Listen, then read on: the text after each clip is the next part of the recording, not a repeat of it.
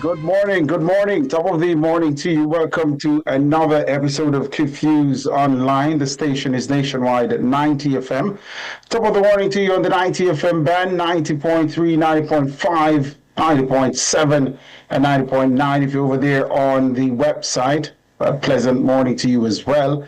And of course, if you are over there on YouTube, we want to say top of the morning to you as well. If you're out in the streets, Anglia Bangle, we have some heavy lifting to do this morning. The procedure promises to be parliamentary. Let's get to work now. Tyrone says what's on his mind.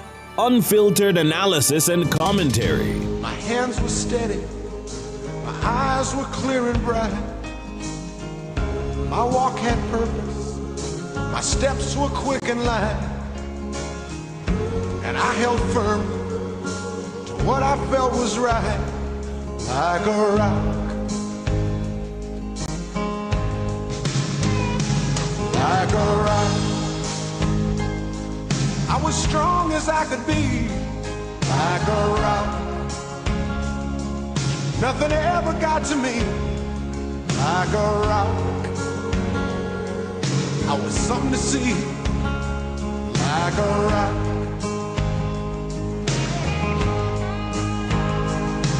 And I stood arrow straight, unencumbered by the weight of all these hustlers and their schemes.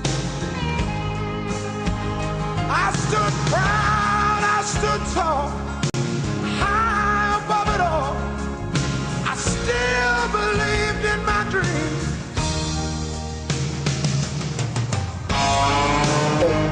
Welcome back. Welcome back. Thank you so very much for making it nationwide 90 FM. We know you have choices, so we appreciate you choosing to be with us this morning. Pardon. Let's begin this morning by talking about an issue that has been causing some amount of chatter online, and understandably so. The Ministry of Education has finally entered the chat, as the young people would say. According to our reportage, the Education Ministry has issued a bulletin ordering school administrators to relax dress code rules and allow students to wear warm jackets amid the cold weather being experienced across the country. And I want you to all pause with me here. The fact that the Ministry of Education has to be issuing a bulletin to schools amid the passage of a cold front to say, relax the dress code rules and allow students to wear warm jackets. The fact that the Education Ministry has had to do that tells you all you need to know about the state of education and the administration of education in this country. What do I mean by that? I'll get into it in a little while. The bulletin was issued late on Wednesday by Chief Education Officer Terry and Thomas Gale, and I would place a lot of emphasis on late. And the bulletin comes amid reports of at least one school in St. Catherine, which on Monday confiscated jackets not branded by the school, branded with the school's logo. In its bulletin, or whatever else branding it has, because I've not seen the jackets, but apparently these are school-approved, school-issued jackets being sold by the school.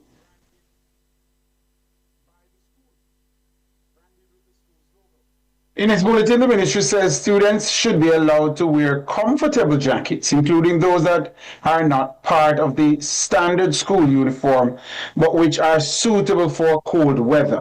It says it's important that all students are safe and comfortable, especially as the weather can affect concentration, and overall well-being.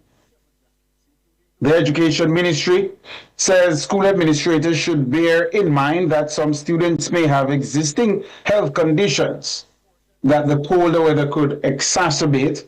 It advises them to be observant and attentive to these students, ensuring they have what they need to remain warm and comfortable.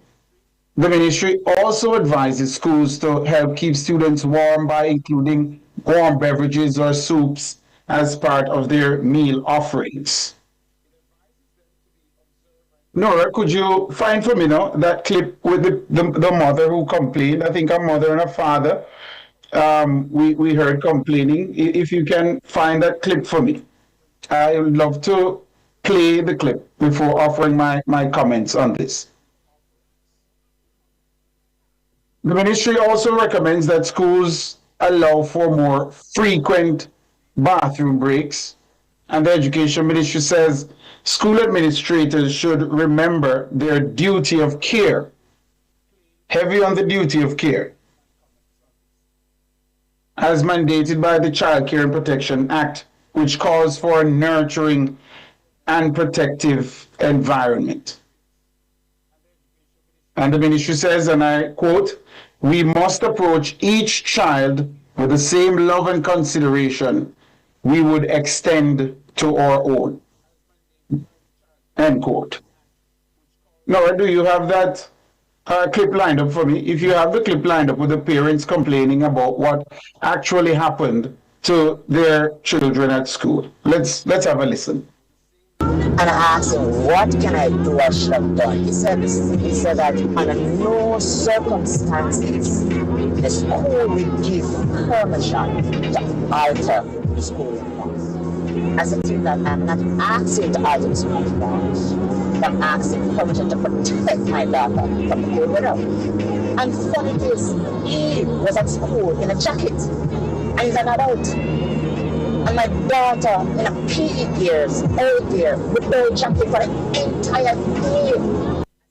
Now, to my surprise, I went to pick up my children from school, and only to be told by two upset children, cold and upset children, that the principal of the school took away their jackets from them in the course of the day. Now the day was so cold that I felt like I wanted to wet myself in my classroom because of how cold the day was. And these are children. When I went to the school was so windy. It was so cold and awful. And only to find out that my children were at school for the entire day without a jacket, without a coat on their backs. Was there of a parent who rightly brought this situation to the attention of the media? Now, this latest egregious incident in one of the nation's schools involving administrators confiscating what can be described as non-school issued sweaters from students during a cold front exposes yet again the epidemic. And hear me carefully, listeners and viewers. This latest incident exposes, yet again, the epidemic of a lack of critical thinking in our educational institutions. This is a manifestation of the lack of critical thinking. Let's table the fact that the action was inhumane, as one principal told Nationwide this morning, this week, that his students were shivering. Those were his words. And this is a primary school, so from grade 1 through to grade 6. So generally, no more than 12 years old, the student population by age. So we'll come back to the lack of humanity that was displayed in a few ticks. As ludicrous as it is, let's just accept that the school has a rule that only its branded jackets ought to be worn on its campus. Let's just accept that. As ludicrous as that is, let's accept it. There is a significant drop in temperatures to the point that the country's health ministry had to issue and advisory. The Met Service also. Students show up in other sweaters in this climate.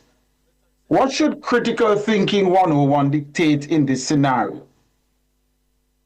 Let's examine what the school leaders at the school decided to do. Let's strip the students of the non-school branded sweaters and expose them to the elements, because enforcing our rules is more important than the well-being of the students left in our care. That's the implication of the school's decision.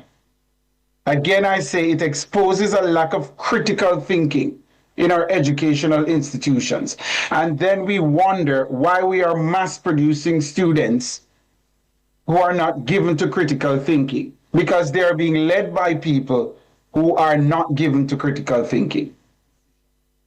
This should not be that difficult. It is arrant nonsense, and it is the height of madness. There is a well-known quote which says the law isn't always right. There is a prima facie case to be made here for the rules not always being right. Parents should consider strongly protesting to the ministry that action be taken against these individuals. Too often, these situations go unpunished. They care more, it seems, about their rules than the safety of the nation's children, and that should concern all of us. And the truth is that such a posture will undoubtedly, if it goes unchecked, like it usually does, such a posture from administrators will undoubtedly in the future expose our children to danger yet again. And the education ministry, I'm not certain how much powers it has. There's been long talk about amending the education regulations of 1980 thereabout. What is the education ministry doing? How are they holding these school leaders accountable? Can the education ministry sanction these schools? But alas, that kind of accountability might never happen, as the ministry has been rendered effectively impotent on these issues. Where are the school boards to hold these school principals to account? Unless we take action, unless an example is made of those who run afoul of decent conduct, our children will continue to be exposed to this kind of poor administration. Nobody should tell you that you should not strip a child of the only jacket they brought to school in the midst of a cold front. It makes absolutely no sense. And somebody should pay for it. We're up on our first break this morning. Let's take the break and come back with more.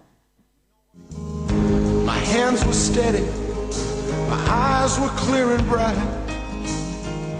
My walk had purpose, my steps were quick. The Time brought to you by the Ministry of Energy, Transport and Telecommunications. Fueling growth everywhere is 10:17. Every day, Jamaicans have something to say. In the group chats, on social media, in the streets, there's a place where it all comes together. The comment section. This is not a lecture. This is not a call-in show. This is the hottest topics of the day, filtered through real opinions, real WhatsApp messages, real voice notes, real reactions. You agree, disagree, sound off, text it, voice note it, debate it. Comments section, Monday to Friday from 7 to 7:30 p.m. only on Nationwide 90 FM, the new revolution in media. Want to see what happens before we go live? The doors are about to open. Nationwide Family Club coming soon. Turn up the heat with Hot Listing, Nationwide 90FM's new on-air and online classifieds feature. If you have a car for sale, room for rent, or yard sale come up. If you look at work or need stuff. If you provide a service, make it a Hot Listing, Nationwide 90FM's new on-air and online classified segment. Your listing plays again and again. From morning till evening. You send it, we play it. You say it once, Jamaica hears it all day, every hour. Contact our sales team now at 876-630-1210 or sales at nationwidenewsnetwork.com. Hot Listings on Nationwide 90FM, a new revolution in media. This is not just another campus day. This is President's Night Day at UTEC Jamaica. Tune in to Nationwide 90FM from 1 to 3 p.m. on Thursday, February 5 at the Caribbean Sculpture Park, UTEC JA Papine Campus. Expect a campus march with the band, the mascot, and full night energy. Then step inside the Nights Hub, where your favorite brands link up, faculty show off, and ideas come alive. Lots of challenges and activities. From dancing battles to hula hooping, Night's Quest to domino games, and even staff versus students football. So tune in to Nationwide 90FM, Thursday, February 5 from 1 to 3 p.m. It's the President's Night Day at the Caribbean Sculpture Park, UTEC JA Papine Campus. Catch our broadcast on our YouTube channel at Nationwide 90FM Live 2, or keep your station locked to Nationwide 90FM, the new revolution in media. This broadcast is brought to you by the University of Technology, Jamaica.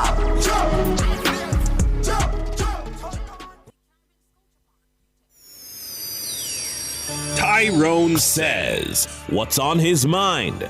Unfiltered analysis and commentary. My hands were steady, my eyes were clear and bright. My walk had purpose, my steps were quick and light. And I held firm to what I felt was right, like a rock. Like a rock. I was strong as I could be, like a rock. Nothing ever got to me, like a rock. I was something to see, like a rock.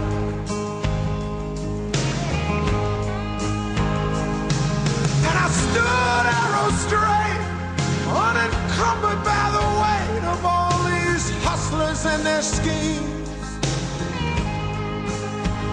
I stood proud, I stood Welcome back. Welcome back. Thank you so very much for sticking and staying with us.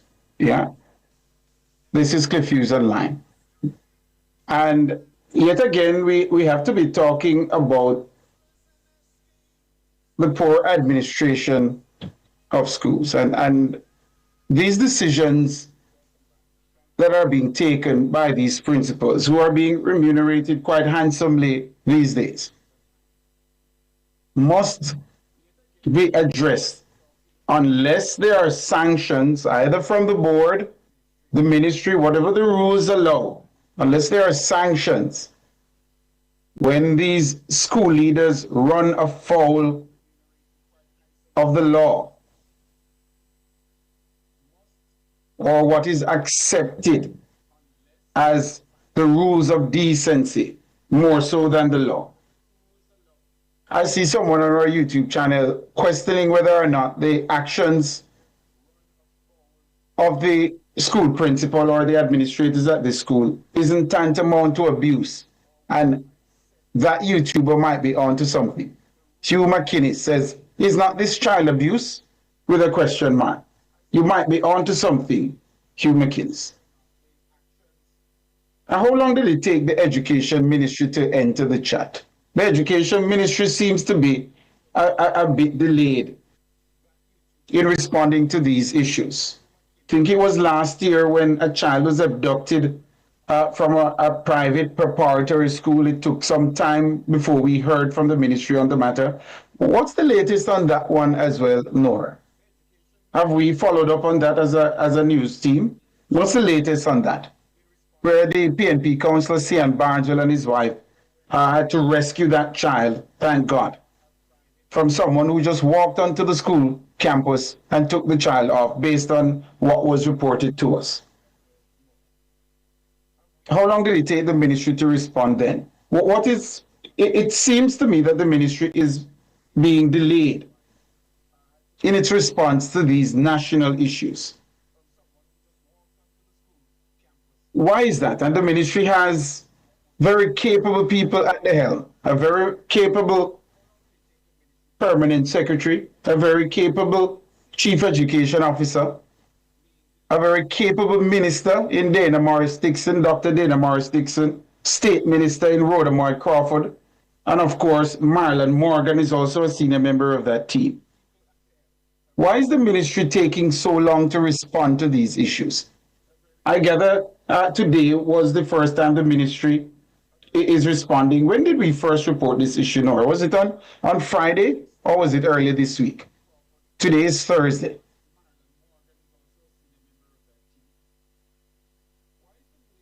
These things cannot be allowed to continue, and the ministry needs to be way more responsive than this.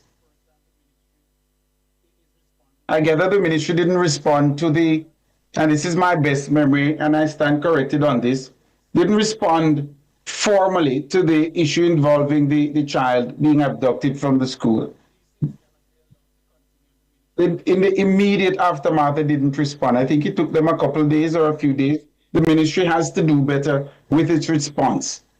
It has teams in the various regions to investigate these matters and come back to the ministry quickly. The ministry can't seem to be playing catch up on these matters of national importance.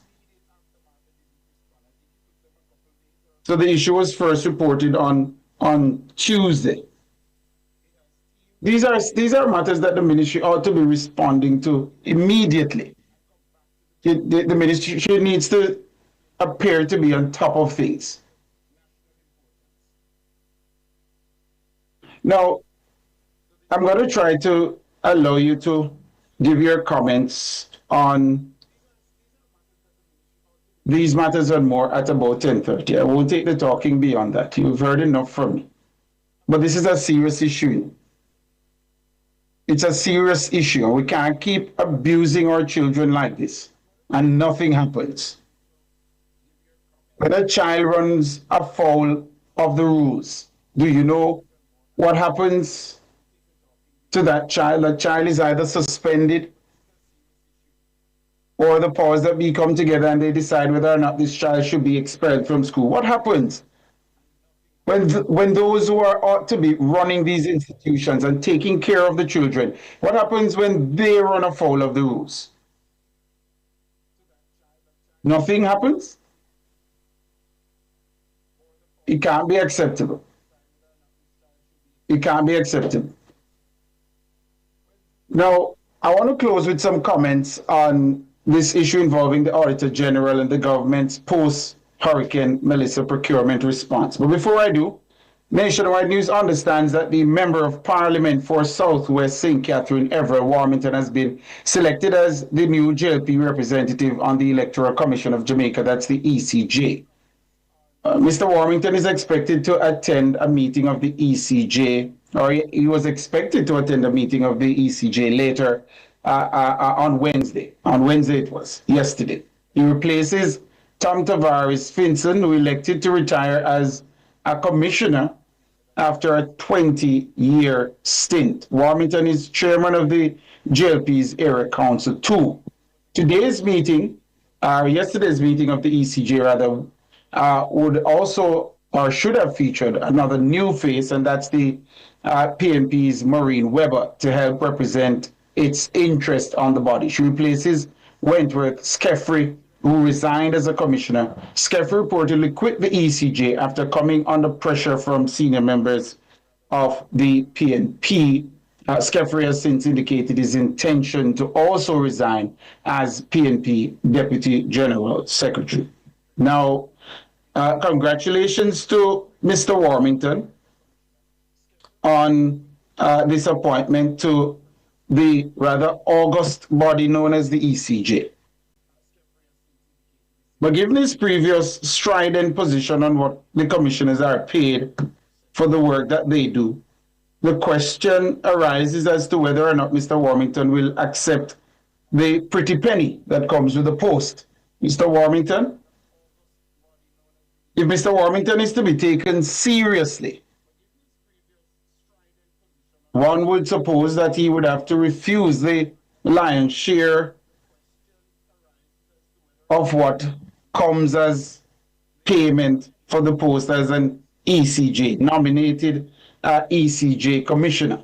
Let's watch and see what the man that is called Warmy out in the streets will do. Yes, we'll watch and see if he'll refuse to accept the salary. My final remarks this morning center around the government's procurement response in the aftermath of Hurricane Melissa. Of course, the Auditor General raised several concerns, highlighting that breaches occurred. And one of those breaches is that the Auditor General says that the Telecommunications Minister, that's Darrell Vaz, who I interviewed last evening on Nationwide at 5, that it was he who issued the instruction for the procurement of 200 Starlink devices. The minister shared several documents with us. One, a letter from the Permanent Secretary in the Office of the Prime Minister, Ambassador Rocky Mead, to the Attorney General's chambers seeking guidance for how the government ought to operate so as it doesn't breach the rules during this emergency. They wanted to respond swiftly, but within the ambit of the law. And we saw a letter from the Solicitor General responding to the Permanent Secretary in the Office of the Prime Minister, detailing how the government, led by Andrew Holness, the administration, can respond within the ambit of the law. There was also a guidance note from the Ministry of Finance's procurement office, outlining the protocols. Of course, during an emergency, the regular rules are relaxed to facilitate emergency procurement, and that's quite sensible. Based on all I've seen and heard, I'm satisfied based on the documentation that I've seen that the Holness administration made a concerted effort to operate within the ambit of what the country's procurement laws allow. It appears to me that a gray area emanating from this latest procurement saga is what constitutes the initiation of a procurement process. The Auditor General says the procurement of these Starlink devices was initiated by Minister Vaz's instruction. This, she says, is in breach of the existing laws governing procurement because, of course, it's the entities, the government agencies, ministries, departments, and those who are so tasked with leading those entities that have the responsibility ultimately to preside over the expenditure of the government funds in this manner. So she says this is a breach of the existing laws. The law is clear that it's the government ministries and agencies and departments that should initiate the procurement procedures. Members of the political directorate are not so empowered, and I put it to Mr. Vaz if he thought those rules should be changed to give the elected officials more autonomy during times of emergency, and he said no, he does not think that that should be the case. He believes the laws as they are now sufficiently empower the administration to respond. But Minister Vaz is contending that the actual procurement was conducted by those so empowered as he only gave the instruction to acquire the devices to remedy the communications malady on the ground after the passage of Hurricane Melissa. He raised it with the Permanent Secretary and the Director General of ODPEM who actioned the purchase. He says he wasn't the one who actioned the purchase. Now, would that fall under policy direction during an emergency? One could make an argument for that. Should that be codified in the exemptions allowed during an emergency? That's perhaps something we should consider. All right, you've heard enough from me for the morning. We take a break right here and come back with your calls. My hands were steady, my eyes were clear and bright. My walk had purpose, My steps were quick and light, and I held firm to what I felt was right, like a rock, like a rock. I was strong as I could be, like a rock. Nothing ever got to me, like a rock. I was something to see, like a rock. Mark's the Superstore, Lionel Town and Portland Cottage Vere Clarendon has all your hardware needs. Visit our expanded showroom today and shop at leisure for your building materials, furniture, and appliances. Take advantage of the 10% discount every Thursday on all brands cooking gas. The Time by Mark's Superstore, helping you build dreams from the ground up is... It's 10:33. Eclipse Enterprise is your go-to source for billiards, amusement machines, and electronics. Telephone 876-960-3891. The temperature by Eclipse Enterprise is 28 degrees Celsius in capital city Kingston, and it's cooler at 26 out west in the tourism mecca of Montego Bay.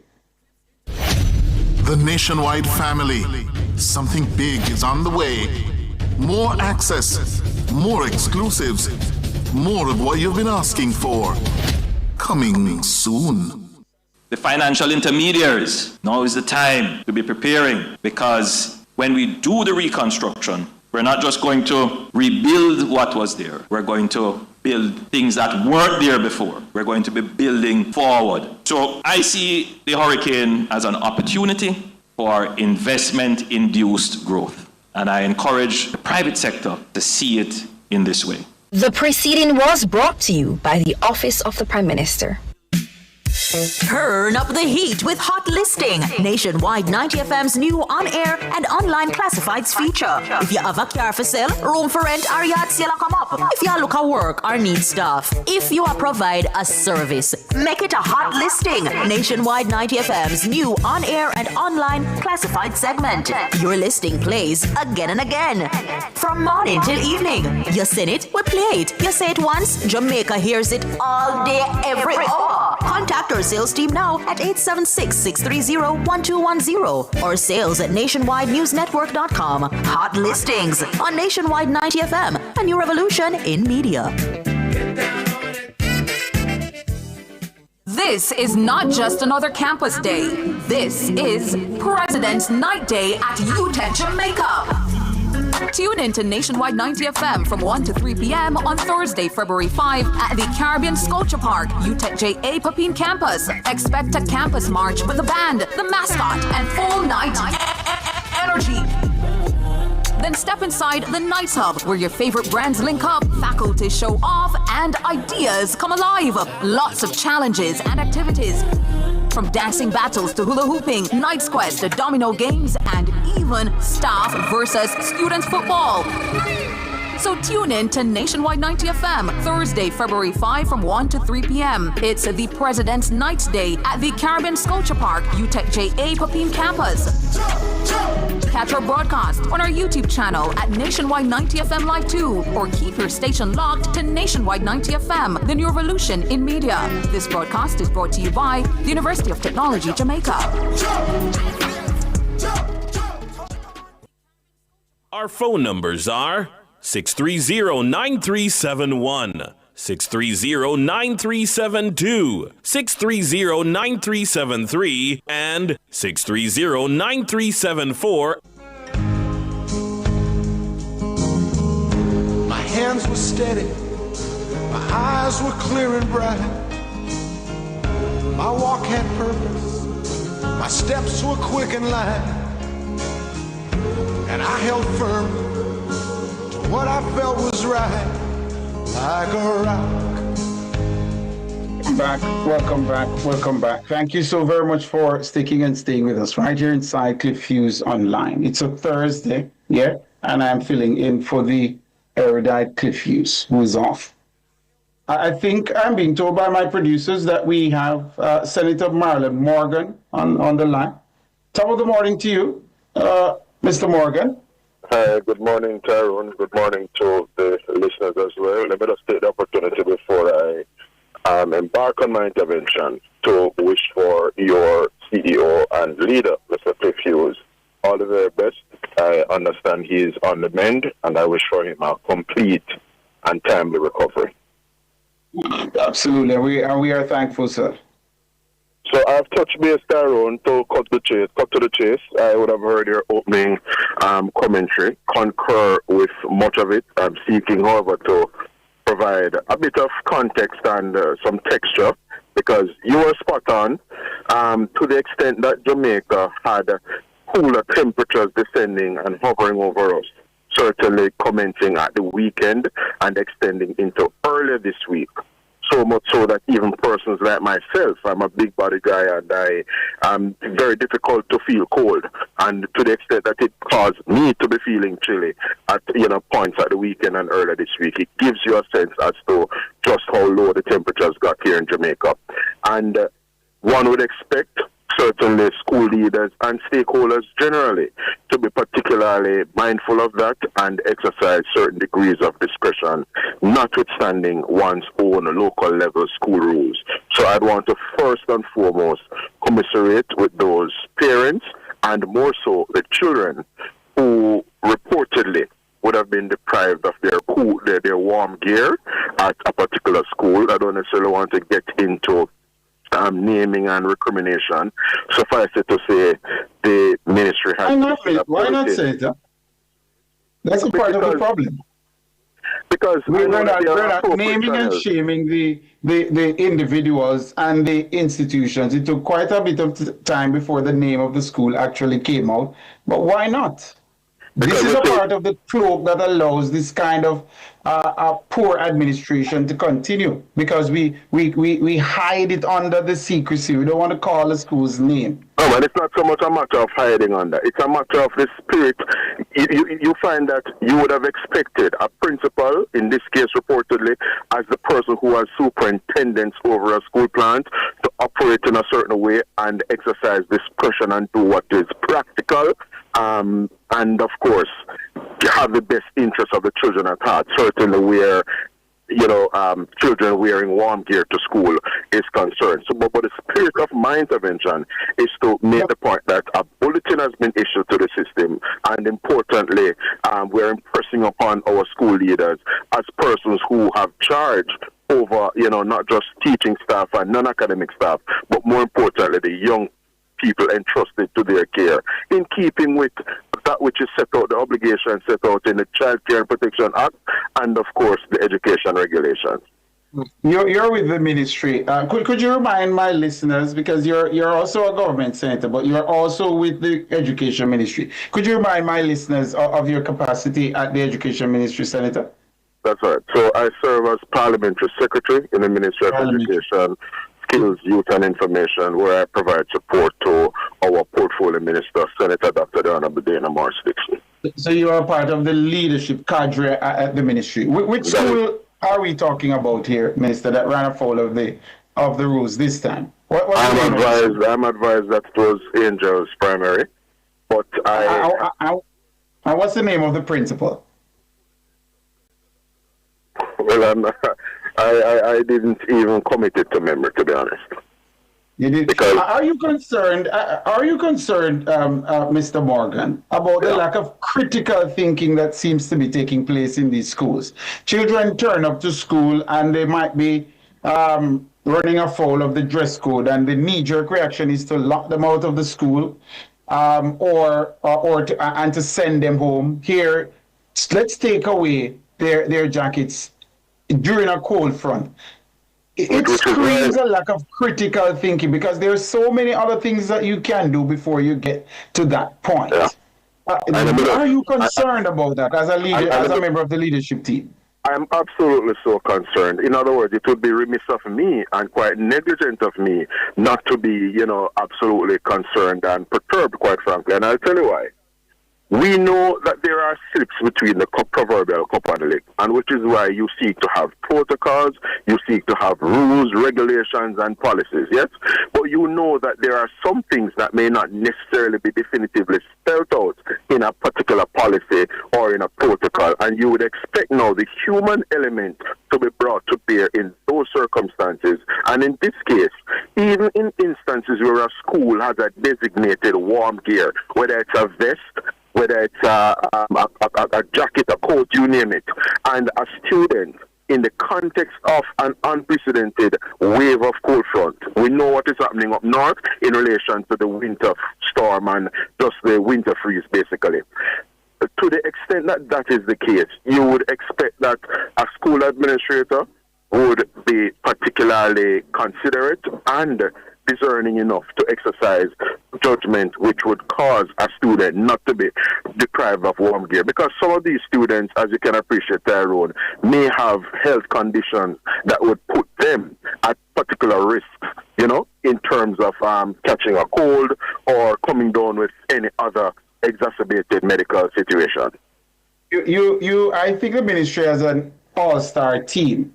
The three of you I named, Dr. Dana Morris Dixon, the minister, Rhoda Moy Crawford as the Minister of State, and your good self as Parliamentary Secretary. I think that's an all-star team. You are three of the best and brightest available to the Holness administration. What are you going to do beyond issuing a bulletin? What kind of action can Jamaica expect? Because we've seen this type of activity far enough. And the truth is, you can make a case that this was a case of abuse of the child or the children involved. Because given the cold temperatures, if you strip a child of their sweater for the entire season, surely you can make a case for this being a case of abuse of the child's rights or of the child. So what are you going to do beyond merely issuing a bulletin almost close to 2 days after the matter was first reported? What kind of action is the ministry going to take? Tell Jamaica. We issued the bulletin yesterday. I gather that this matter was on social media sometime in the afternoon on Monday, but suffice it to say, we have taken note. Could the response have been a bit more prompt, or could have been much prompter, as it were? The answer is an absolute yes. But as you can appreciate, when these things happen, one has to undertake their own fact-finding and verification attempts, and of course intervene as appropriate. In terms of this specific issue, Tyrone, Minister, you are very versed in communications. You know you can come forward and say the ministry is seeking to ascertain the details, and then we'll be taking the appropriate actions. Remaining silent for that period shouldn't be the response. And I find that it's a similar approach that was taken after the child was abducted from the private facility. Come out and say to the public, we are gathering the facts, we are aware of the situation. It shows that you're in command of your brief. Well, absolutely. I concur with that and take that fully on board. What I'll say, though, in this instant case, we're going to what the ministry is going to do beyond issuing the bulletin. That's and please tell us that. Which is what I'm venturing to know. The principal at a school is employed not to the ministry per se, but to a school board and employed by a school board, right? If there is any action, certainly concerning the conduct or lack thereof on the part of the principal, the school board is the outfit that is appropriately placed and situated from a school governance standpoint to intervene and ensure that it undertakes its own fact-finding and seek to bring the matter into sharp focus, which may include disciplinary or other punitive action. But just to be clear, it wouldn't be for me in my capacity as a member of the political directorate to impart or extend a prescription as to action, certainly where punitive action on the part of the principal is concerned. But suffice it to say, the ministry, as you alluded to in your opening commentary, Tyrone, is embarked on amendments to the education regulations, which is designed, among other things, to make them more suitable to the times and just effect some remedy based on our own experiences in the past with egg regs. Not least, to adjust the composition of school boards and accord the minister responsible for education in the country with certain powers vis-a-vis intervening where schools have, either broken down or are requiring intervention, because we know that we have had complaints time and again in relation to the stewardship of some school leaders in instances, and indeed members of staff, whether they're academic staff or non-academic staff at schools. In other words, if I'm hearing you, Minister, we have to take a break. I want to come back and clear this up. If I'm hearing you correctly, there is nothing that the political directorate can do to hold this principal accountable. It's out of your hands. That is what I'm hearing from you. When we come back from this break, I want you to tell us if that's what you're saying. This is Cliff Hughes Online. We'll take a break and come back with more. My hands were steady, my eyes were clear and bright. My walk had purpose, my steps were quick. Fill all your prescriptions, get cosmetics and other pharmaceutical items at Mannings Hill Pharmacy, located at 34A Mannings Hill Road, Kingston. Telephone 924-6280. At Mannings Hill Pharmacy, they stock all the hard-to-get medication. The time by Mannings Hill Pharmacy is 10:48. Multi-link, access every time, everywhere I go. Multi-link, 24/7 access for me. It's just a win-win when we use multi-link. This card is Jamaican built, yeah. Fast and secure, you can use anywhere. Spend while supporting the economy. Look for the multi-link logo on your card and benefit from Jamaica's largest debit payment network. Multi-link, 24/7 access for me. What would I do without my multi-link? Exclusive content, behind the scenes moments, and priority updates coming soon to Nationwide 90 FM.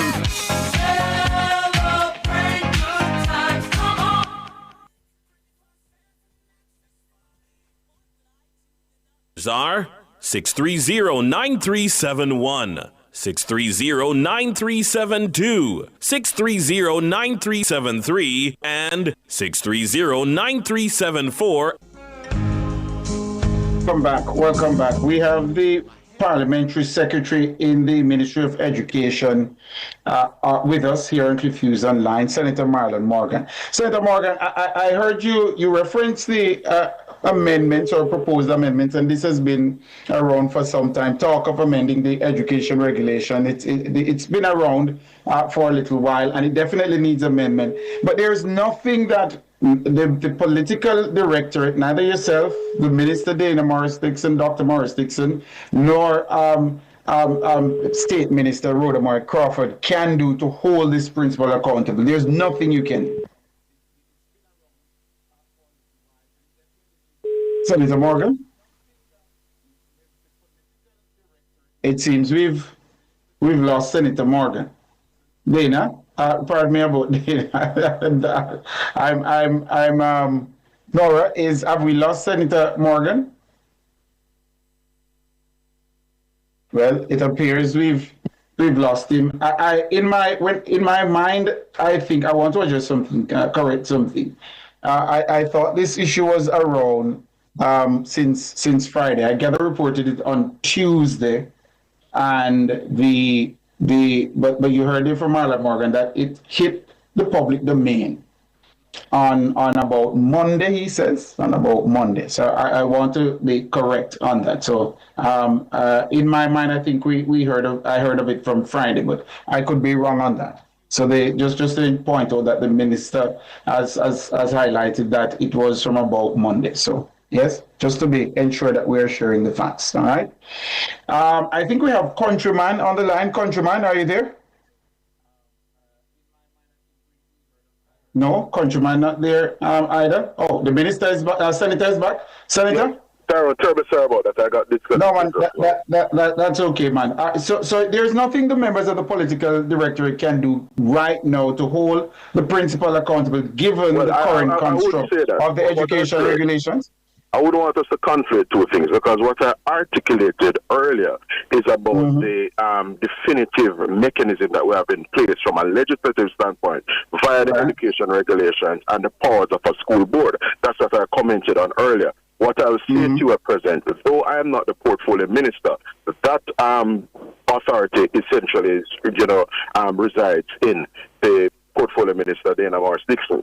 The minister can from time to time, and is empowered so to do under the Education Act, to ultimately craft and formulate policies that can be advanced to cabinet with a view to have cabinet making a determination as to appropriate actions or powers that may be brought to bear from time to time to effect adjustments at schools.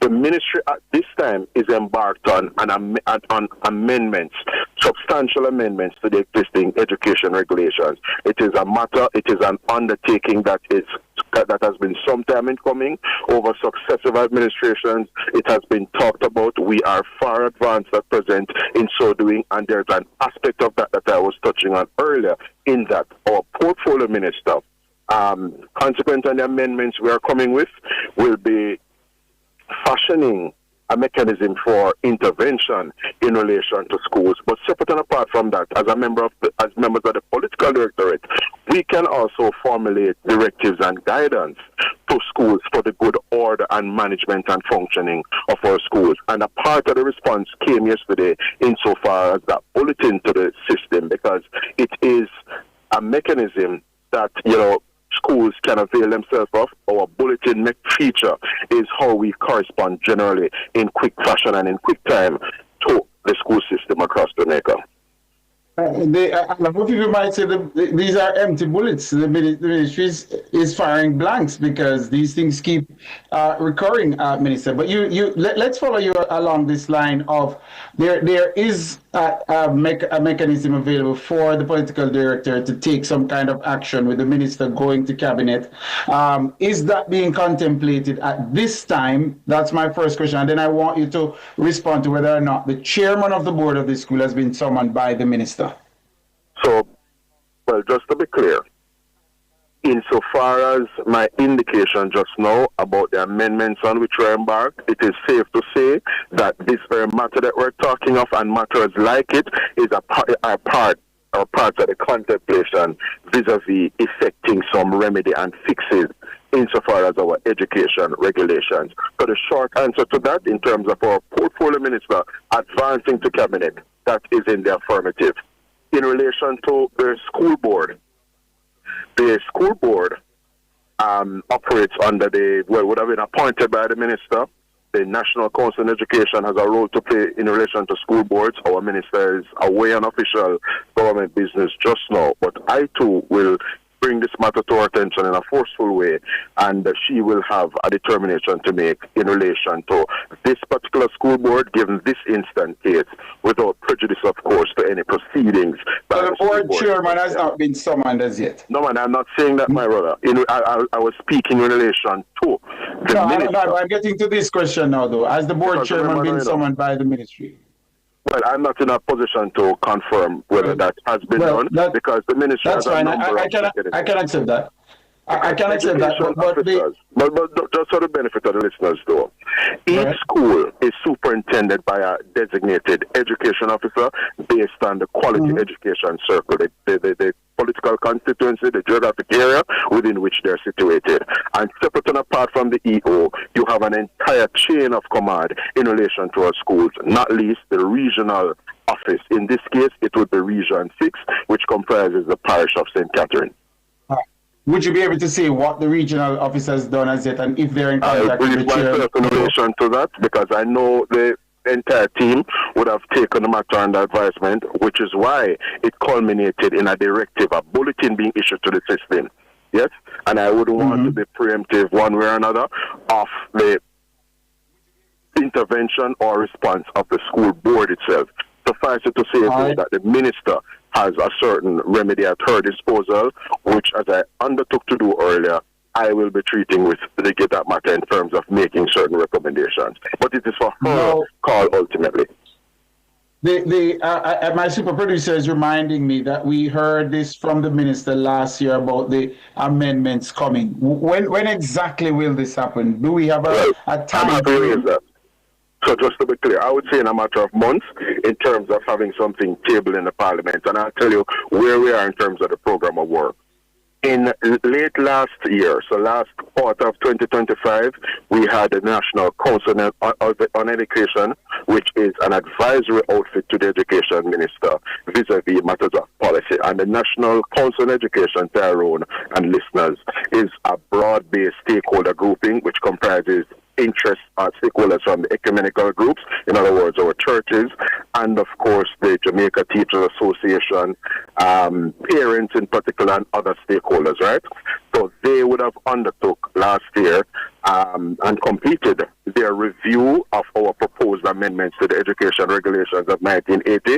At present, having regard to NCE's consultation and input, we are embarked on a series of consultations with some other key stakeholders. Just a week and a half ago at the ministry, we had a consultation with the ecumenical groups. So we had the church stakeholders in the ministry with us. Last week, the minister undertook consultations with students because they too have a voice at the table and are to be situated in this discourse as to how we right-size and make the education regulations more fit for purpose. So we have heard from the students, and there are other stakeholders like our parents and so on who will also be a part of the engagement as we seek to ultimately have a prescription table in Parliament as to how to effect better fixes to our education regulations. Because since they were promulgated in 1980, we have not had any amendments. Minister, I appreciate you coming on, calling us. I gather you initiated the call. I respect that. And I know you are a man who does, you don't usually shy away, yeah? So I appreciate you coming. But for the avoidance of any doubt, I'm going to bowl this question to you one last time. It's my final one to you. You're a part of an all-star leadership team at the ministry. Can Jamaica expect that this principal at the epicenter of this latest infraction will be held accountable? Will the team that you're a part of do everything in its powers to ensure that this principal is held accountable? That's my final question to you. Good question, Tyrone. And what I will say is that this team of which I am a part and the ministry in general will do everything in its power to ensure that this matter receives focused attention and that the board has it in sharp focus in terms of considering what emerged and how to appropriately treat with it in terms of whether that may culminate in disciplinary action one way or another. Because as you can appreciate, I cannot utter anything that would be prejudicial to a process which may come or which really and truly is to come. Thank you so very much. I want to take the time, though. In 10 seconds, Tyrone, I must commend that principal. I suspect that's the principal of Reid Primary, who, is pictured across social media, having been issuing, warm gear to students. That is the kind of, action that we would want in a context of, a cold front, and you are seeking to help students retain a degree of warmth in relation to warm gear. Absolutely. Your team should invite him down to the ministry and give him a medal. Absolutely. Thank you. Thank you so much. This is Breaking News from Nationwide Radio. The breaking news is brought to you by the Contractor Center, providing building solutions for everyday challenges. Interrupt the regular programming. It's a minute after 11, on Thursday, February 5, and we interrupt Cliff Hughes on line to deliver this item of breaking news. The Chief Justice, Brian Sykes, has accepted the guilty plea of former MP Julian Silvera in the death of his wife and has set sentencing for March 6. Chief Justice Brian Sykes has accepted the guilty plea of former MP Julian Silvera in the death of his wife and has set sentencing for March 6. The decision was handed down in the gun court a short while ago. Silvera had pleaded guilty to manslaughter and using a firearm to commit an offense. That's an item of breaking news right here on Nationwide 90 FM. The Chief Justice Brian Sykes has accepted the guilty plea of former PNP Member of Parliament Julian Silvera in the death of his wife, Melissa. We will have more in subsequent newscasts. The breaking news was brought to you by the Contractor Center, providing building solutions for everyday challenges.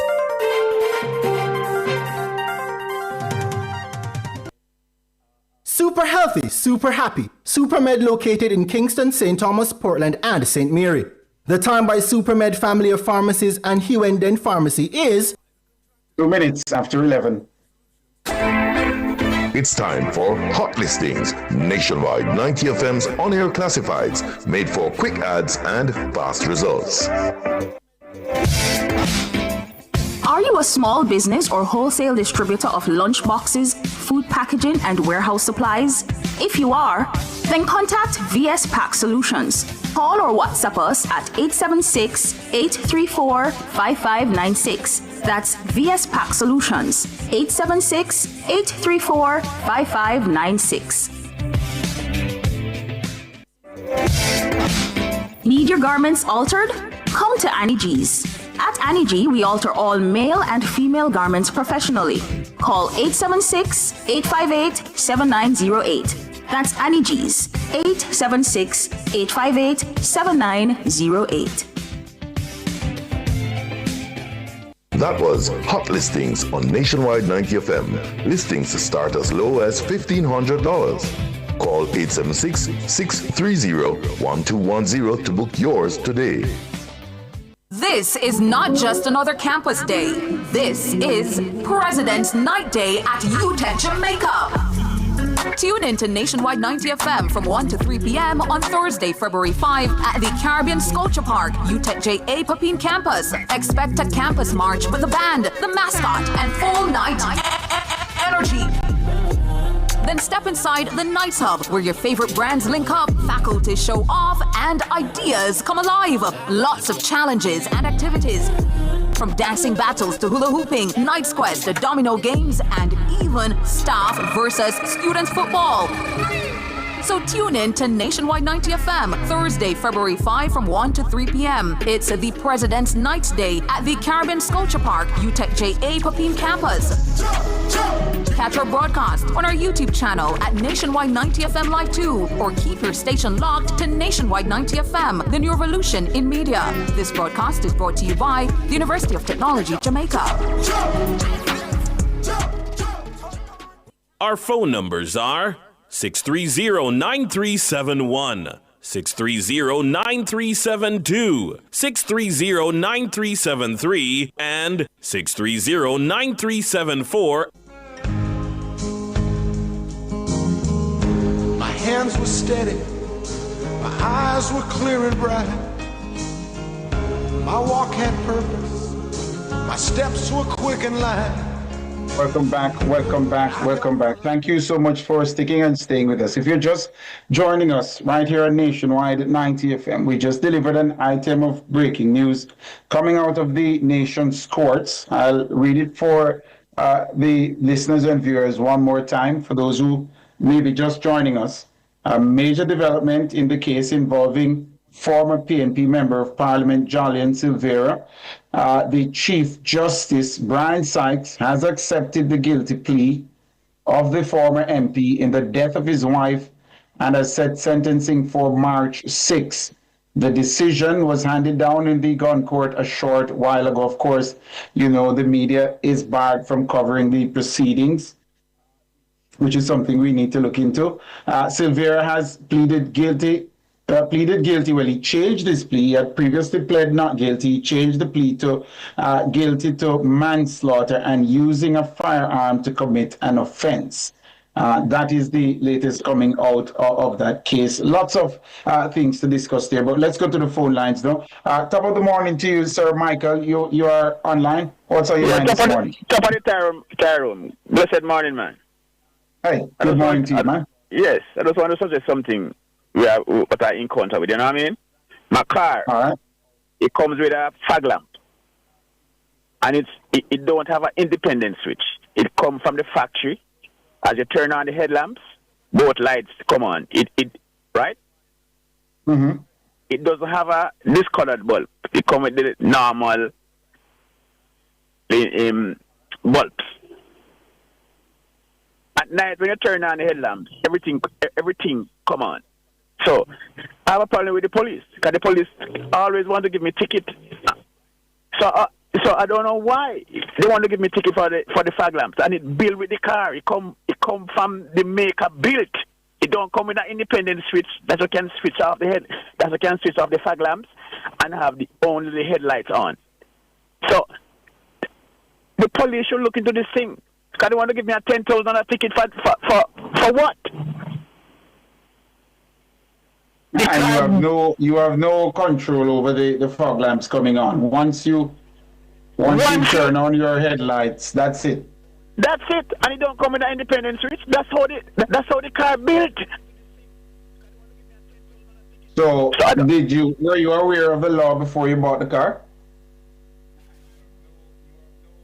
But Tyrone, the car built with the headlamp, with the fog lamp. So yeah, man, I hear you, man. We've gone past that, Michael, man. I'm not asking you a question. I'm not saying it's fair, but I'm asking if you were aware of the law before you bought the car.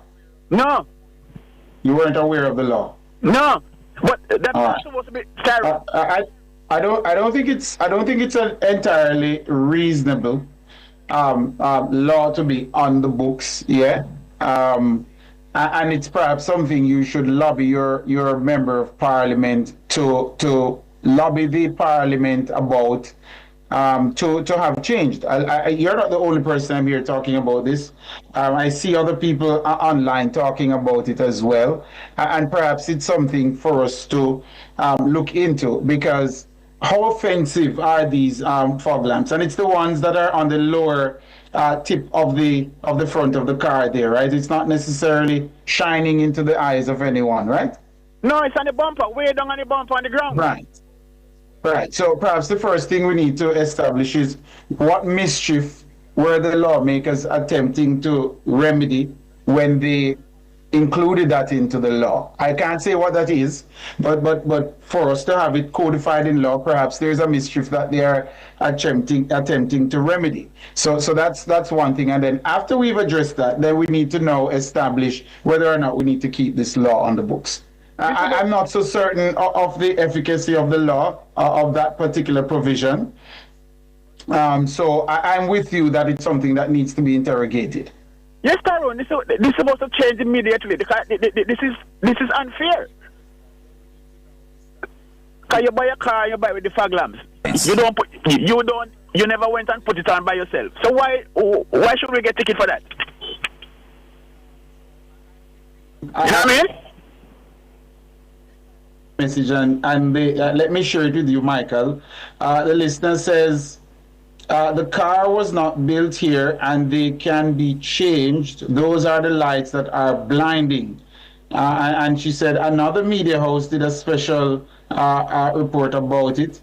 And the people have been complaining that they can't see while driving, that these lamps are blinding, is the allegation that's being made. Is that the case with the one that you have? Is it a particularly bright light? No, my one is not bright, Tyrone. My one, it's just a look of fancy light in the bumper. It is not bright. It is not bright. I didn't change the bulb. It came from the factory, just like this. Well, someone is challenging the veracity of that. They're saying these lights are blinding, and that is why the law is in place. No, unless they are talking about the lights where the man they put on by themselves. They put on those fancy lights. Well, like I said, that's not my understanding of these fog lamps. I know it should be the lights on the lower end of the car, and it shouldn't be particularly offensive to oncoming traffic, because you see them all the time in other countries, particularly where the weather gets a little bleak. Yeah, and you need the additional lighting.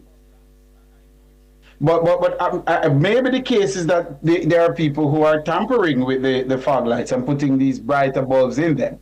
Yes, you know what I mean? Well, for now, until the law is changed, my brother, my recommendation to you would be lobby your member of parliament, see if you can have them raise this issue in parliament to have the law looked at, because if you continue to drive with it while the law is on the books, you are perhaps going to continue to get a ticket. Boy, I don't know what to do, Tyrone, trust me. Well, Well, for now you might have to go to an electrician and have them disconnect the lights. That's what you're gonna have to do now. So you do that, and then now I say lobby your member of parliament to have the matter addressed. All right, sir. All right, my boss. Thank you so very much. That's Michael there. Look, somebody who knows about this issue. I know our listeners are very. I'm hearing from one of our listeners here and saying, look, the truth is these fog lamps are blinding. Yeah, that is what I'm getting from someone else. I'd love to hear some other people commenting on this. Yeah. Who do we have next? Nora, I think we have. You see, that's why I love my producers. Before we go to Fox, my super producer Nora Banton says there's a video that she has in her possession from last year with the commissioner addressing the issue. He said they would pause tickets for the offense. Can we play the video, Nora? The ticketing of running lights, okay, if you look at the strict literature of the law itself, it allows certain things to happen, except the fact that these are lights that came with the vehicle and not necessarily placed on the vehicle. And so there is a little gray area there. And so what we have done, we have sent out communication to our members to desist from doing that. Something that we need to look at in the legislation itself. But for the time being, we have instructed our members not to continue that practice. It's unfair to the motorists. The police commissioner there, Dr. Kevin Blake. Is there more? No, it seems to be that's it. So the running lights, because the running is what might be throwing off some people there. Is he saying it's running even throughout the day once the car is on, or is it those moving lights that he's talking about that I see a lot of people have been complaining about? When they say running lights, Nora, is it the lights that are moving? Daytime running lights. All right. So it could be in reference to the fog lamps then, the ones that stay on. All right. Yeah, the ones that stay on. Look, the police did say, and listen, the caller, you perhaps can go to court with this evidence. You can take the video with you that we just aired. Yeah, caller Michael, the police commissioner did instruct that the police force would pause the issuing of tickets, I gather, until they can navigate this issue. All right. So there is that. So you can perhaps present this video in court as a part of your defense. So I say go to court with it. Fox, are you there? Fox, good morning. Morning, brother Tyrone. You hear me? Yeah, man, loud and clear now, Brother Fox. Please hold in line for me now. We're up on our next break. Let's take the break and come back with your thoughts now. Soon come. Hands were steady, my eyes were clear and bright. My walk had purpose, my steps were quick and light. And I held firm to what I... We have been very clinical, very strategic, very deliberate, and very committed to reducing the ultimate index of violence in the society, which is the murder rate. It was one of those intractable problems that many of you would have thought Jamaica would never be in that position. Aside from El Salvador, Jamaica is the only country in the region to have achieved this. The proceeding was brought to you by the Office of the Prime Minister. You think you're getting the full nationwide experience now? You just wait. The Family Club is coming soon.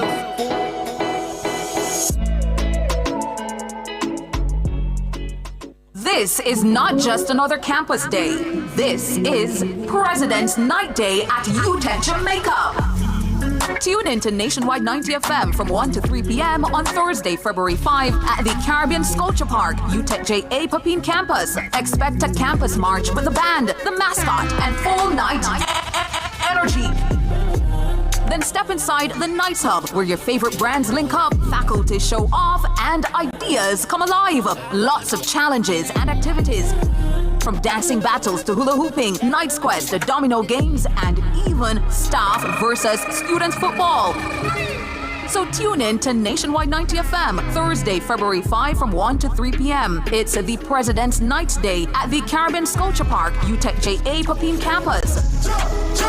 Catch our broadcast on our YouTube channel at Nationwide 90 FM Live 2, or keep your station locked to Nationwide 90 FM, the new revolution in media. This broadcast is brought to you by the University of Technology, Jamaica. Our phone numbers are 630-9371, 630-9372, 630-9373, and 630-9374. Welcome back. Thank you so much for staying with us right here at Cycle Fuse Online. No, we need to get our definitions straight here, because I see one of our viewers, Leroy Rutty, on the YouTube saying fog and running lamps are two separate things. Some of these new vehicles are equipped with running lights. Once the ignition is turned on, the lights on the front that will be illuminated. Yes, there are lights on the front that will be illuminated. So he's saying there's a difference between the fog lamp and the running lights. Yeah, we need to get the definitions down properly. I think we have Fox with us. Fox, top of the morning to you. What's on your mind, my brother? Yes, my brother. Yes, my brethren. How you do? Not too shabby for a middle-aged guy. Thank you. Tell me something, brother. Yesterday, when I listened to Minister Vaz, you and him, I don't have a good conversation. And one thing I like with Minister Darrell Vaz, him come out and him no back down, he no hide, I no hang up no phone by no nationwide interviewer. What did you get from him, my brethren? Because when I hear some things that he breach procurement guideline in distributing the Starlink business. Where you get from him yesterday, Brother Tyrone? I shared my views, I think, quite frankly, that I think the Holiness Administration did what it could to ensure that it operated within the ambit of the law concerning procurement. Because the truth is, you can't have an emergency and then then your hands are tied. So the rules do clearly state what can happen during an emergency. Now, the minister making the recommendation to the permanent secretary and the director general, and then the permanent secretary or the director general of ARPEM initiating the procurement. I'm not so certain that I would see that as a breach. In my estimation, and this is just me, right? I'm not trying to overrule the learned auditor general, but in my estimation, that would fall within the ambit of offering policy direction during a crisis. During an emergency, right? Yes. So that's how I would see that.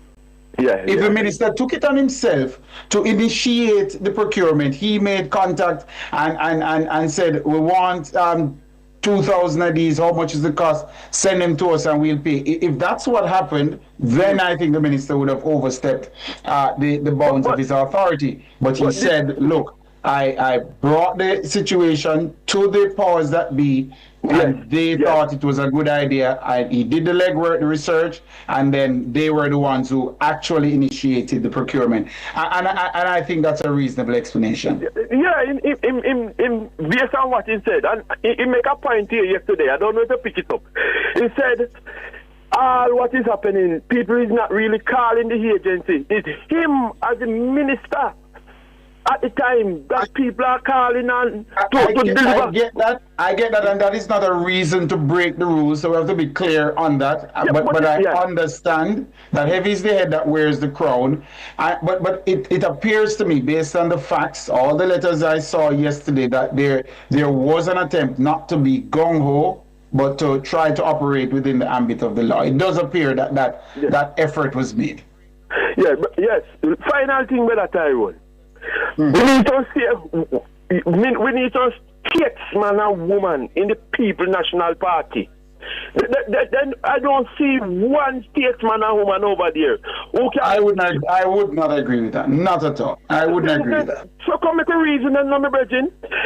When I hear Siobhan ask the question about the Melissa Recovery Fund, at the PMP press conference the other day, I hear Nikita Burchell run before Mark Golding answer and try to tell they're always up front with them finances and how the government must tell the country what they do with the billions of dollars. And when I look at that, my brethren, I really want to know where the headspace of the PNP they lost it, you know. Eh? No, you need to be fair. Hold on. No, hold on. Now, let me stop you there. To be fair to the People's National Party, I think they need to release the information before the close of business this week. But they did commit to making the information available. At least Mark Golding, when he spoke, he said that.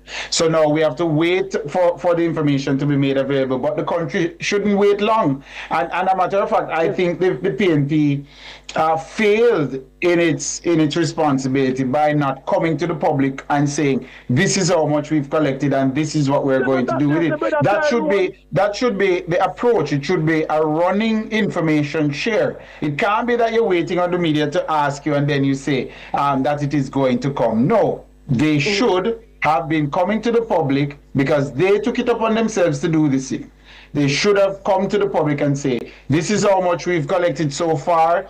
This is what we intend to do with it. Yes, absolutely not acceptable. Yeah, but they have committed to releasing it, and it should be done before the close of business this week. So let's see what happens. Brother Tyrone, they say cock mouth kill cock. Damian Crawford say one by one, then going to jail. You have a good day. Nice to be here. We don't know of anybody going to jail yet, my brother. All right, have a good day. You're not the youth. Yeah, man, big up yourself, my brother. Now, my very learned super producer, Norgay Banton, is saying to me that the daytime running lights are the ones that stay on, she says. Yes, which is I gather coded in the name.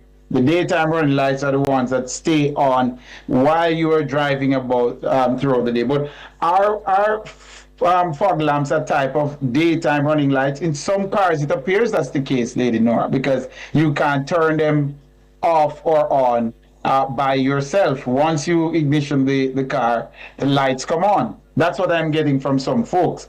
However, says my super producer, there are some vehicles that have fog lights that come on with the driver turning them on. So there are vehicles that there's an independent switch for the fog lamps. If you have that, perhaps you need to turn those off so that you don't incur a ticket. All right. We are taking your calls, listeners, viewers. 876-630-9371-4 or 876-618-6730. Who done it? Top of the morning to you, my brother. What's on your mind? Yeah, morning, Deacon Reid. Good morning, YouTubers and listeners. Good morning to you, my brother. Yeah, man. I've been following since morning. The internet is in and out, you know.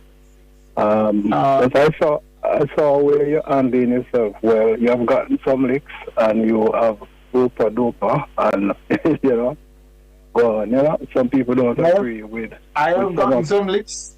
Yeah, some of your response regarding the teacher, the principal who acted, you know, without discretion and took away the students' sweaters, you know. Yeah. I think the minister can't be blamed. You know, I mean, what they need to do is to give the Minister of Education more autonomy to be able to, since they deal with directions mainly, directive of the how the education minister is run, and the administrator runs the school, like the principal and so on. But this principal though should basically get a couple of a month or so, and should probably seek some other counseling, maybe some psychoanalysis, because emotional intelligence definitely don't exist with this principal. And when they go, if you contact the teaching colleges, you know, there is a particular era in their studies that they must possess some sort of emotional intelligence, because they are dealing with children, you know? Yeah. So yeah. Look, I can't wrap my mind around what could be your state of mind to think that stripping these young students of their jackets during a cold front, Yeah. Come on, it's not some warm day and they're trying to wear these jackets as some kind of fashion statement. Right. It's during a cold front. Yes. That's unacceptable, man. It's absolutely unacceptable. But what's up now, Tyrone, I don't know if I'm going to disrespectful, but some people just really seem to just know how to pass exams and common sense and applying what they thought. Application is always missing with some persons. I don't know. That's just what I'm picking up. All right, my brother. Let me run quickly to what's happening now with the breaking news, right? The Chief Justice, Brian Sykes, has accepted the manslaughter plea by Mr. Silvera, right? Yes. And I am finding it a little strange because is it that this guilty plea smacks that they probably don't want to go to trial because there are so many other things and other person who would be implicated into if it goes to trial, because there was quite a number of persons who turned up at Silvera's house after the death of his wife. So I am no wondering. Repeat that. I missed that one. You're saying what you said about people turning up to the house? No, I'm saying there are a number of persons turned up at Mr. Silvera's residence after the death of his wife, and there was some breaches there, and at a point where they had intent to cremate the body, and it was PJ. I believe. But the point you're trying to make is what?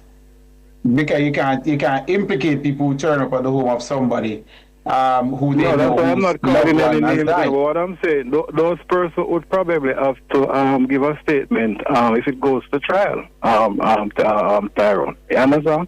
Look, let's not go into the realm of speculation. The matter is still before the courts. There is going to be sentencing on March 6th. Let me finish. The matter is before the courts. Let's not enter into the realm of speculation. All right. You're right. Good. You're right. I have to leave it there, though, my brother. I have to run. I have to take a break. I think Who Done It is up next. But when we come back, we'll take Who Done It's call. We'll take a break right here on Confused Online and come back with more. My hands were steady, my eyes were clear and bright. My walk had purpose, my steps were quick and light. And I held firm. Want to see what happens before we go live?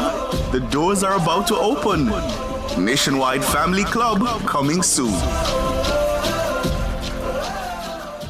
This is not just another campus day. This is President's Night Day at UTEC Jamaica. Tune in to Nationwide 90 FM from 1 to 3 p.m. on Thursday, February 5 at the Caribbean Sculpture Park, UTEC JA Papine Campus. Expect a campus march with the band, the mascot, and full night energy.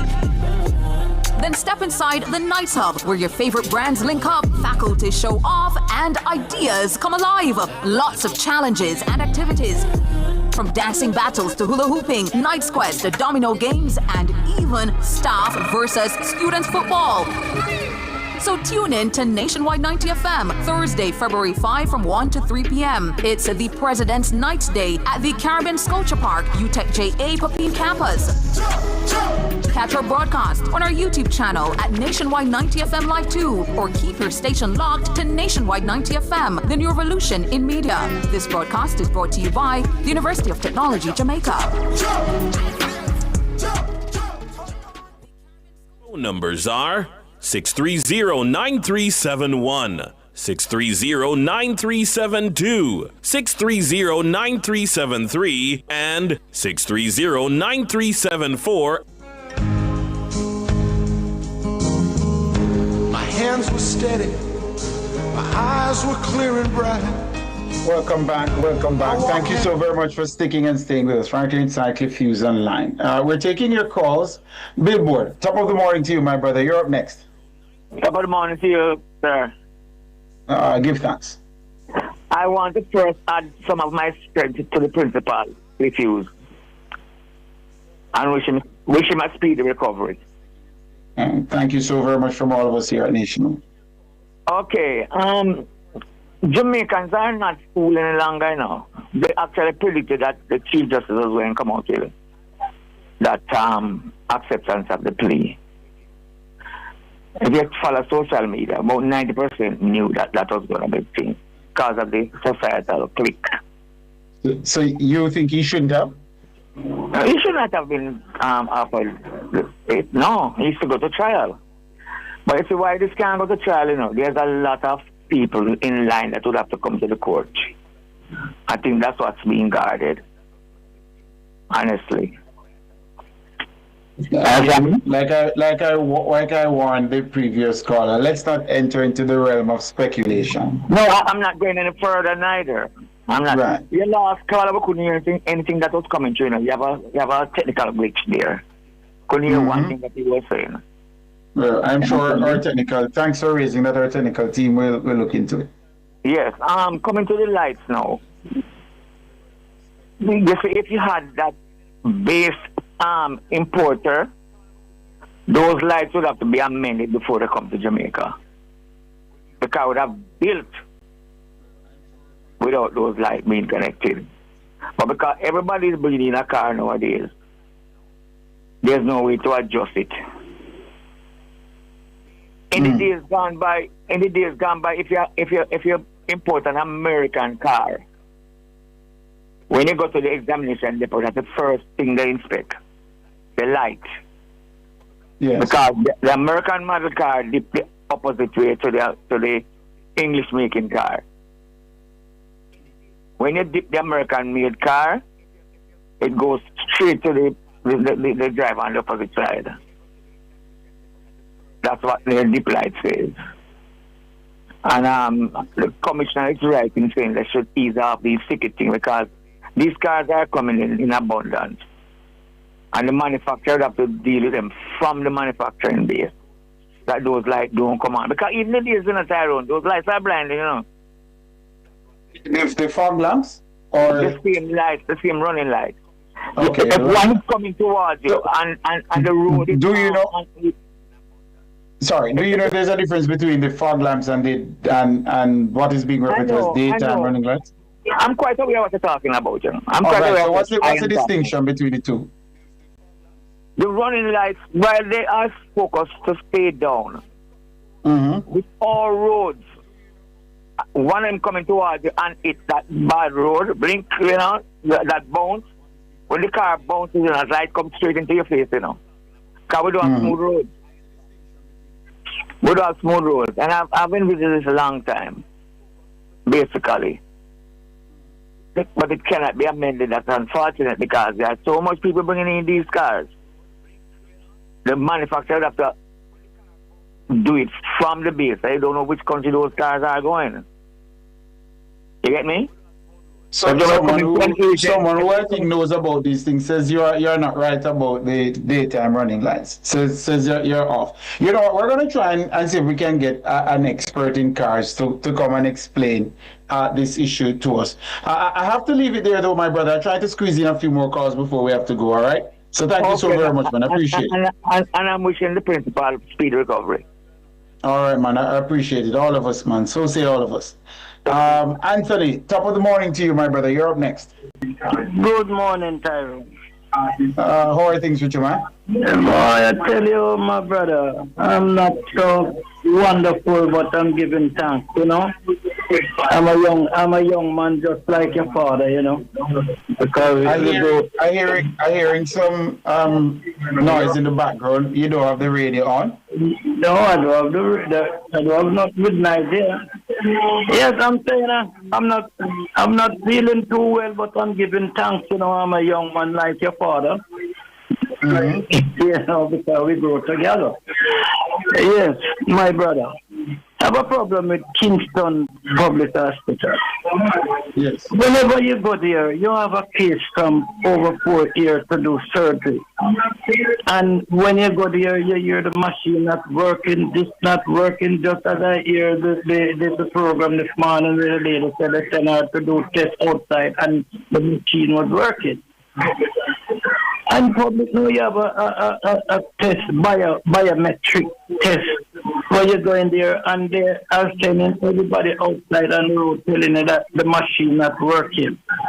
You know, so I don't know what's the problem if nobody supervising those things in the hospital or what. You know, down by the orthopedic, it's the same thing.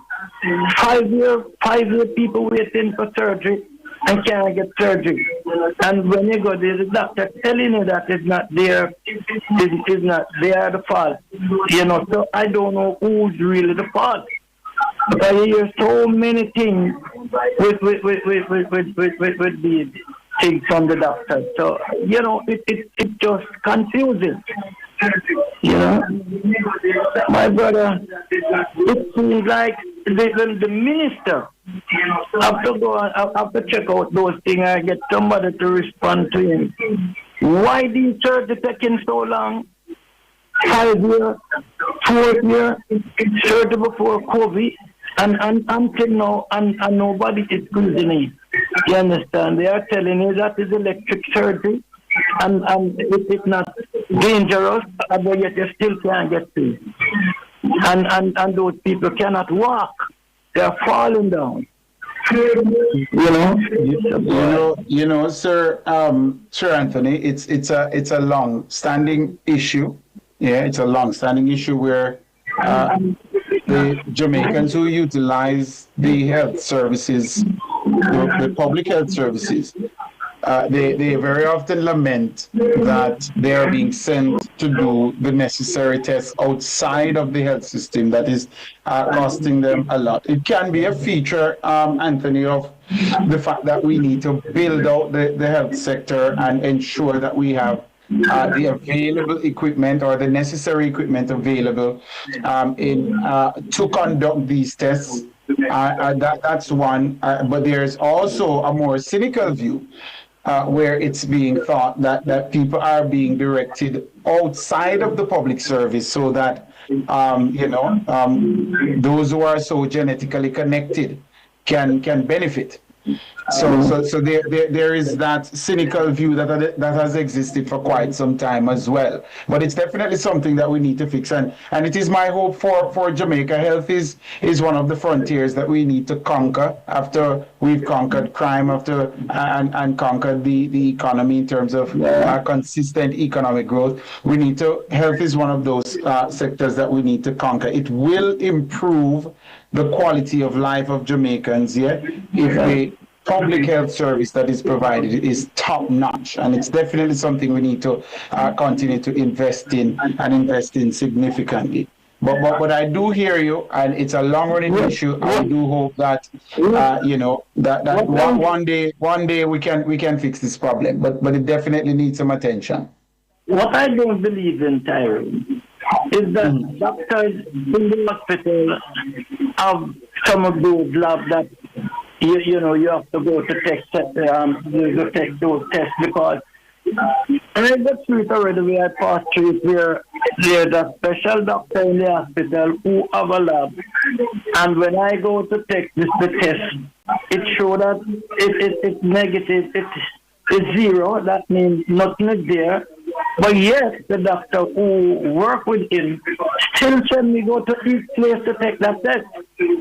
And when I ask that doctor certain questions, he's go around. So these are the things that sometimes it's not that the machine's not working. Is that the people who in there to me, it's like they're getting commission by sending it to those places to do the Here's test. what I'm going to suggest to you. You utilize the public health facilities. If you are ever of the view that you are being given that kind of runaround, there's a complaints mechanism inside the public health facilities that you can utilize. Utilize the complaints mechanism and let the powers that be know that you are trying to get to the bottom of this. You believe you're being given the runaround. So utilize the complaint system to see if you can get some answers. All right. I went there already. I went there already. I have to leave it there, Sir Anthony. I'm trying to squeeze in another one before we have to go to the break. But utilize the complaint system and let us know what happens. All right. All right. Up next is Greg. Top of the morning to you, Greg. Good morning, Mr. Tyrone. Good morning, sir. Good morning to you, man. How are you doing? Yeah, man. I give you thanks. Look, you know, I'm talking about the hospital again. I want to talk about the hospital. See, when I go to the hospital and I get a prescription, if I get a prescription with Ford something to buy, make sure the only thing about getting one, you have to go buy it to outside. Why is that? Well, I'm not sure of what the policy says. I'm not certain of what the policy says, but can't you fill them at their public pharmacies? Government pharmacies? No, man. No, I'm telling you. It's got public. I don't give one. The drug service.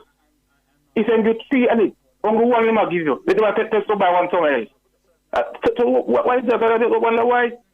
No. But right, so I'm saying, do you know that this is how they operate in all cases, or is it a case that they just don't have the other ones, the other drugs on the prescription? To me, I believe I think have it, you know, but that's why I should go and buy somewhere else. That's my thinking. If I'm wrong, I'm wrong. What I'm asking, Greg, why do you think that is the case? Is what I'm asking. What evidence do you have to support that line of thinking? No, I just think Mr. Tyrone, but I'm saying every time you go, what I'm saying, if you go to the pharmacy and you have to keep some, and then don't have.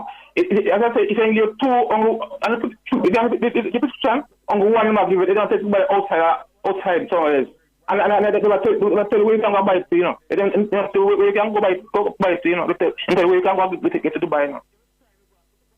And the last time you had an interaction with the system and they only gave you one of the medications listed on the prescription. Did you ask them why they aren't filling the others? Yeah. They're telling me they don't have enough. They don't have enough. But every time I go there, they tell me and it got me alone, they tell that. No, hold on there. Hold on, Greg. What do they mean they don't have enough? If it's in stock, they should give to the people who come with the prescriptions. What do you? That's what you were told. They don't have enough. Not that it's out of stock. They don't have enough. I'm told. When I give you one, I say, miss two other things inside. Then say, do I give you? On them have. They have enough for the other one. You have to go. They tell you to go and buy the other one. So I'm saying something pretty going on. That doesn't sound kosher, man. That doesn't sound kosher at all. It's a Tyrone. Believe me.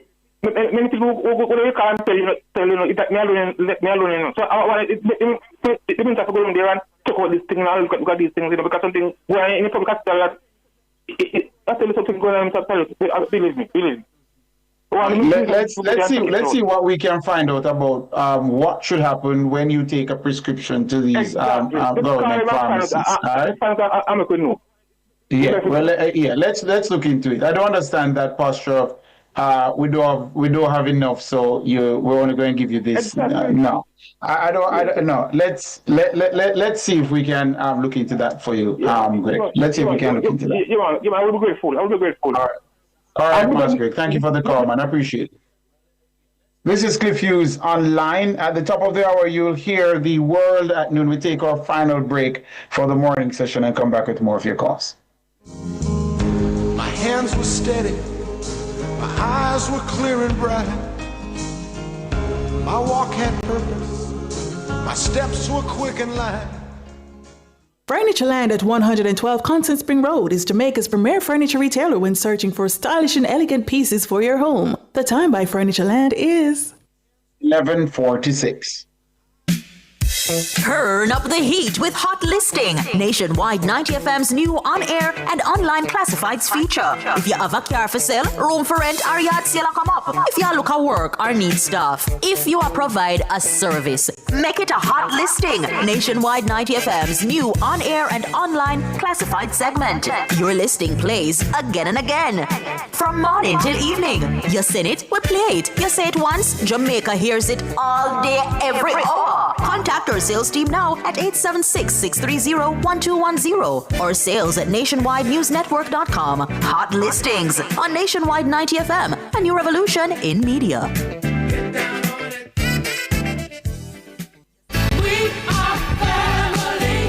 Nationwide has always been a family. Now we're making it official.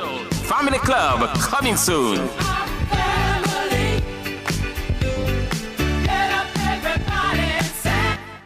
Our phone numbers are 630-9371, 630-9372, 630-9373, and 630-9374.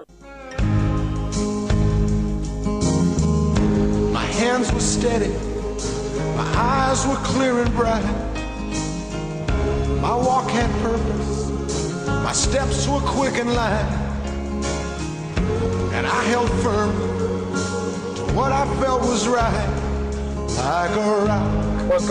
Welcome back. Thank you so much for sticking and staying with us. Before going to the phone lines, or technical operator, the man behind the controls, Mr. Kevin Williams, lots of bright and intelligent people we have at Nationwide in many facets. So he says, DRLs, which is the daytime running lights, are low-intensity lights on the front of vehicles that switch on with the engine to make the car more visible to others, pedestrians, cyclists, other drivers during daylight.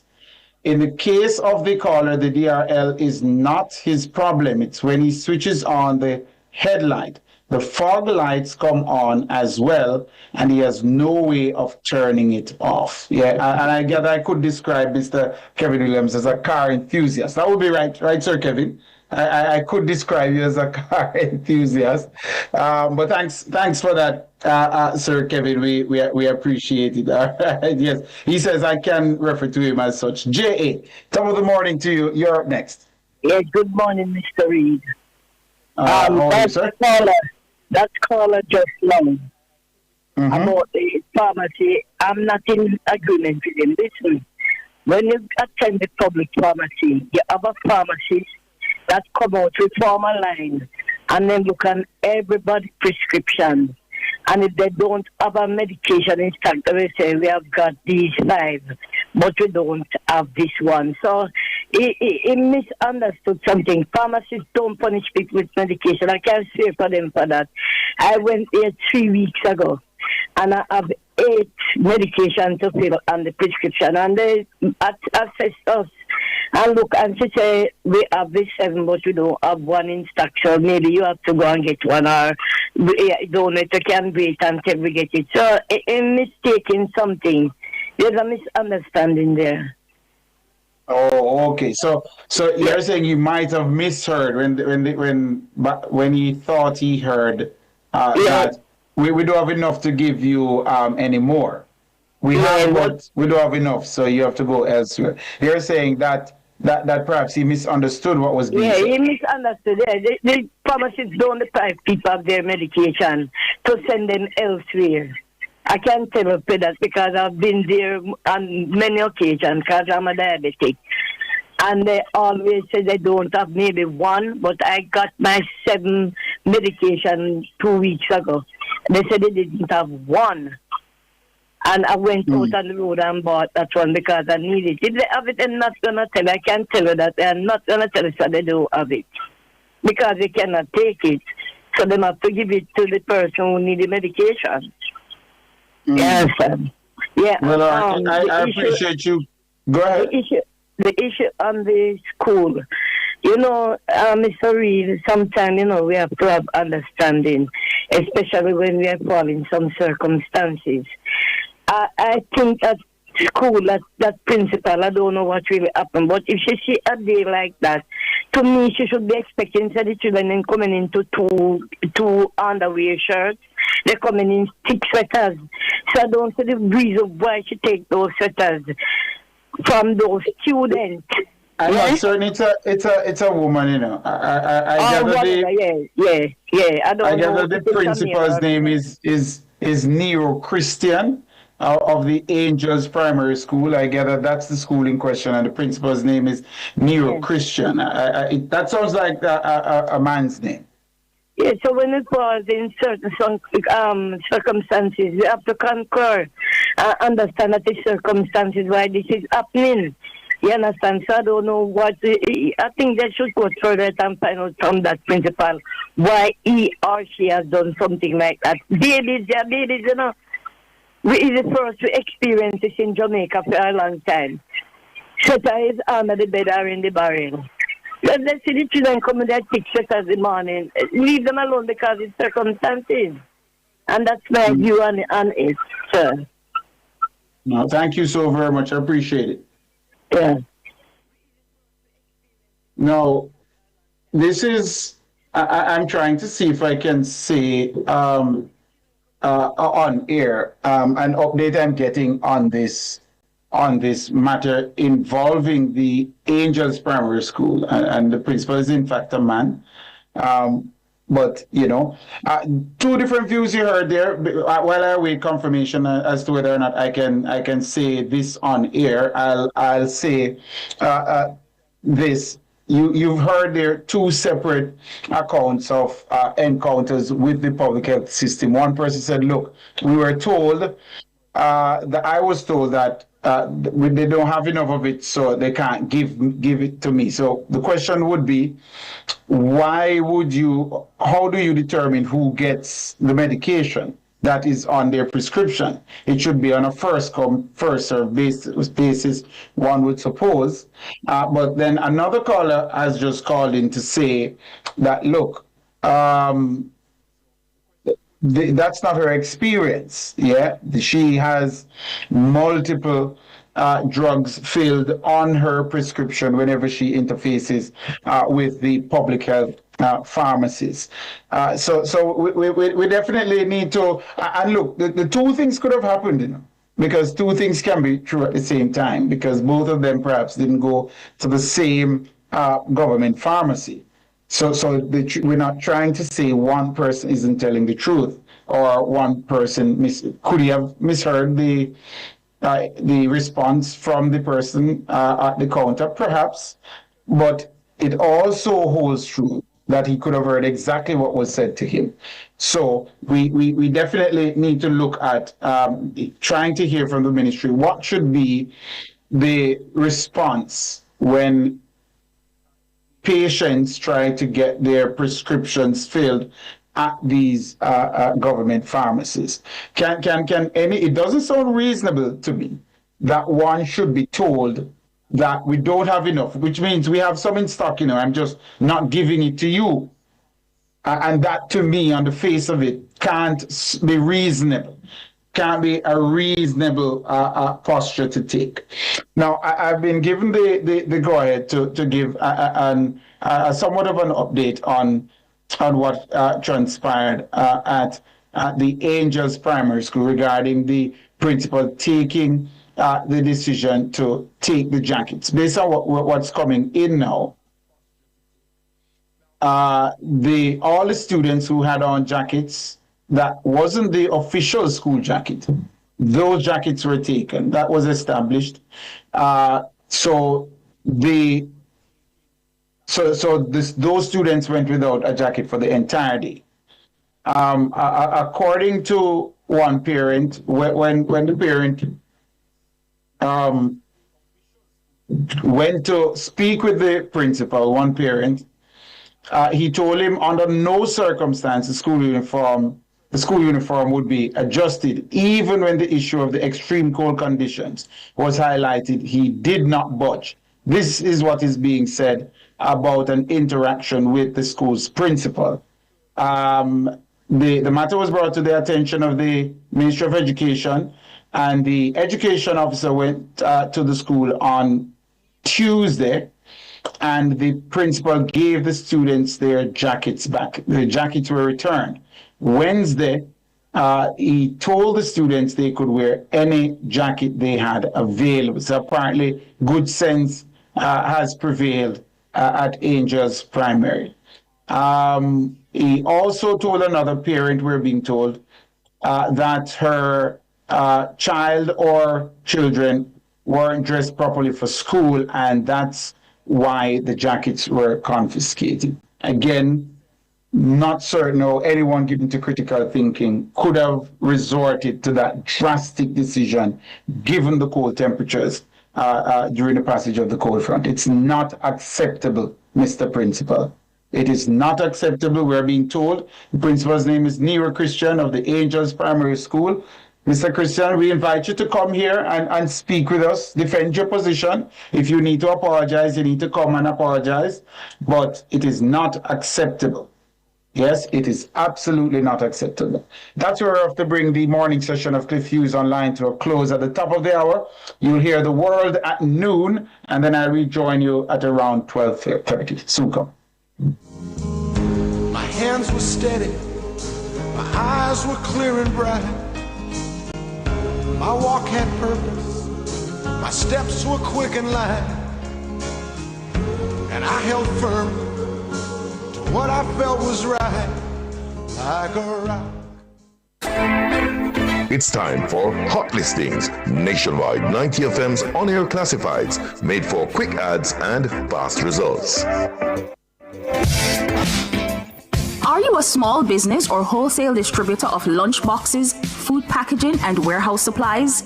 If you are, then contact VS Pack Solutions. Call or WhatsApp us at 876-834-5596. That's VS Pack Solutions, 876-834-5596. That was Hot Listings on Nationwide 90 FM. Listings start as low as $1,500. Call 876-630-1210 to book yours today. This is not just another campus day. This is President's Night Day at UTEP Jamaica. Tune in to Nationwide 90 FM from 1 to 3 p.m. on Thursday, February 5 at the Caribbean Sculpture Park, UTEP JA Papine Campus. Expect a campus march with the band, the mascot, and full night energy. Then step inside the Nights Hub, where your favorite brands link up, faculty show off, and ideas come alive. Lots of challenges and activities. From dancing battles to hula hooping, Night's Quest to domino games, and even staff versus student football. So tune in to Nationwide 90 FM, Thursday, February 5 from 1 to 3 p.m. It's the President's Night Day at the Caribbean Sculpture Park, UTEP JA Papine Campus. Catch our broadcast on our YouTube channel at Nationwide 90 FM Live 2, or keep your station locked to Nationwide 90 FM, the new revolution in media. This broadcast is brought to you by the University of Technology, Jamaica. Nationwide 90 FM, continuing the tradition of fair, fearless, and factual reporting. You're listening to Nationwide 90 FM. The time is 12 o'clock. The News at Noon teasers are brought to you by AnyBet, your best bet. It's credible and factual. The World at Noon on Nationwide 90 FM.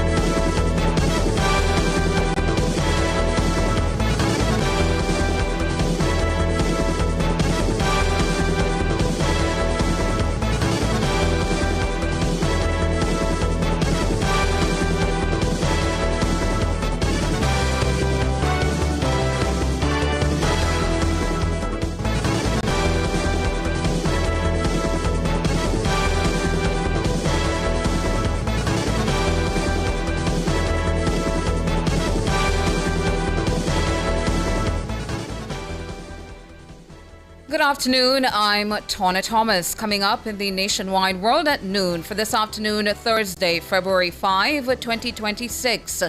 Guilty. Chief Justice Brian Sykes accepts manslaughter plea of former MP Julian Silvera. His attorney, Casey Peter Champagny, spoke with the media following the verdict. We must always remember, and that has been my main point publicly in relation to this matter, that they are young children involved. Education Ministry says legislative review intended to give it more power within schools to be completed in a few months. JMDA gives UHWI ultimatum for meeting to resolve long-standing issues. In regional news, unemployment in Guyana drops by 50%. In international news, U.S. and Russia agreed to re-establish military dialogue after Ukraine talks.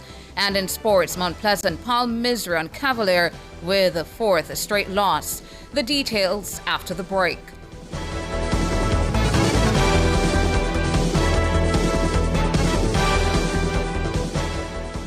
The News at Noon teasers were brought to you by AnyBet, your best bet. The Midday News is brought to you by Total Tools. Every tool, every trade. If it's news, it's got to be Nationwide 90 FM.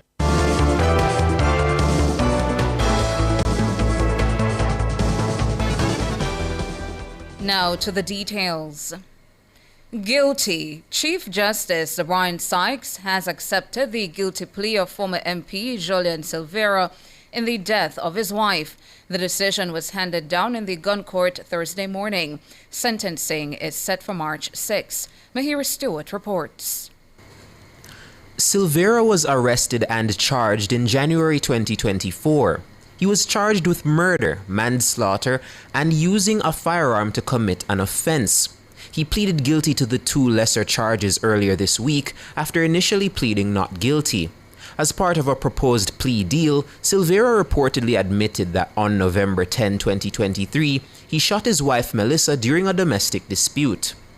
He reportedly said that on the fateful night, he and his wife engaged in a heated argument where, among other things, she blamed him for the death of their son Justin in August 2017.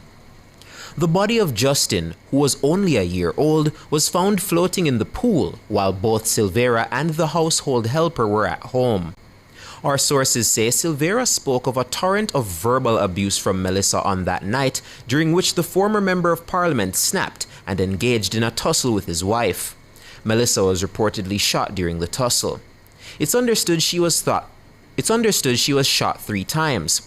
Melissa Silveira was found dead at the couple's home in Stony Hill, St. Andrew. Early reports suggested that the 42-year-old died in her sleep from natural causes. Silveira reportedly told family members and friends a combination of stories about how Melissa died. One was that she died of a suspected aneurysm. Another one was that she fell while taking a shower and hit her head. A post-mortem examination revealed that she died from gunshot wounds. With the conviction, the former MP, who won the Western St. Mary seat for the PNP in the 2011 general election, faces several years in prison. Manslaughter carries a maximum penalty of life imprisonment. The firearms charge, meanwhile, attracts a maximum of 25 years. Mahiri Stewart for Nationwide News. Meanwhile, Silveira's attorney, King's Counsel Peter Champagny, has declined commenting on the outcome until the matter has been concluded. I make no comment in relation to the developments today. I don't think it will be appropriate because the matter is still sensitive. That's a judgment for the public. You will address it at some point? Yes, I will at the end of yes. However, Champagny says he believes that the media should be allowed to cover the next phase of the court proceedings. The decision seems to be one where the media will be allowed, or is likely to be allowed, for the next phase of the matter. And from that perspective, what I will say is that I understand the concerns of the media, and there are merits in their concern, and I do believe that there are sufficient guardrails that can be put in place to address any sensitive issues that may arise in the next phase of the case. Because we must always remember, and that has been my main point publicly in relation to this matter, that they are young children involved. And we live in an age now where social media, and in terms of what is print, is forever etched in the archives, and it cannot go away. King's Counsel Peter Champagny speaking with the media. Parliamentary Secretary in the Ministry of Information, Senator Marlon Morgan, that's the Minister of Education and Information, Senator Marlon Morgan, says in a matter of months a review of the education legislation and regulations intended to increase its authority to intervene in internal conflicts within schools will be completed. Morgan's disclosure follows the confiscation of non-school branded jackets by a primary school in St. Catherine on Monday. The action by the school administration left youngsters shivering from the impacts of the cold front affecting the island. I would say in a matter of months in terms of having something tabled in the Parliament. And I'll tell you where we are in terms of the program of work. The last quarter of 2025, we had the National Council on Education, which is an advisory outfit to the Education Minister vis-a-vis matters of policy. And the National Council on Education, Tyrone and listeners, is a broad-based stakeholder grouping which comprises interest stakeholders from the ecumenical groups, in other words, our churches, and of course the Jamaica Teachers Association, parents in particular, and other stakeholders, right? So they would have undertook last year and completed their review of our proposed amendments to the education regulations of 1980. There have been calls for the school administration to be sanctioned by the ministry, but further action against the school rests with the institution's board. Senator Morgan says further consultations with other stakeholders are set to take place as it seeks to make changes to regulations stipulating the level of intervention the education minister can make in addressing conflicts in schools. Having regard to NCE's consultation and input, we are embarked on a series of consultation with some other key stakeholders. A week and a half ago at the ministry, we had a consultation with the ecumenical groups. So we had the church stakeholders in the ministry with us. Last week, the minister undertook consultations with students because they too have a voice at the table and are to be situated in this discourse as to how we right-size and make the education regulations more fit for purpose. Senator Marlon Morgan, a parliamentary secretary in the Ministry of Education and Information, speaking on Cliff Hughes Online with Tyrone Reid on Thursday. Meanwhile, Senator Morgan says that the ministry will be moving to ensure the board of the St. Catherine-based primary school gives a focused attention to the jacket confiscation matter. This team that put them apart and the ministry in general will do everything in its power to ensure that this matter receives focused attention and that the board has it in sharp focus in terms of considering what emerged and how to appropriately treat with it in terms of whether that may culminate in disciplinary action one or another. Because as you can appreciate, I cannot utter anything that would be prejudicial to a process which may come or which really and truly is to come. Senator Marlon Morgan, a parliamentary secretary in the Ministry of Education and Information. Finance Minister Favour Williams has sought to assure medium, small and micro enterprises of the government's continued support to bolster the economy. The minister says this assistance will be channeled through the Development Bank of Jamaica and other equity markets. So we will continue to ensure that the DBJ has funding for the SMEs. We will be more aggressive in terms of our equity markets as well. You know that the micro market is coming down the pike for smaller companies. We've had success in the junior market, and we want smaller companies to gain access to equity capital. Obviously, those smaller companies would be the stronger smaller companies that could use equity capital. The minister gave the commitment during a panel discussion for the Maybury Investments Limited Investor Forum 2026 on Wednesday. MSMEs remain a significant engine of growth for the Jamaican economy. However, the sector suffered a significant disruption due to Hurricane Melissa. According to the minister, pension funds are another potential avenue of capital to fuel economic activity. We want to look to see how we can broaden the range of investments for pension funds, for insurance companies, obviously still paying attention to the risk parameters, but our pension funds. There's a lot of money when you look. There's a lot of money. Quite constrained now. Yes, right. So obviously we'll do the work in terms of the risk profile, but to ensure that they have a little bit more room to invest. And when you look at other countries with strong pension funds, their pension funds invest quite a bit in their economies, and so that's an area. Favour Williams, Minister of Finance and the Public Service.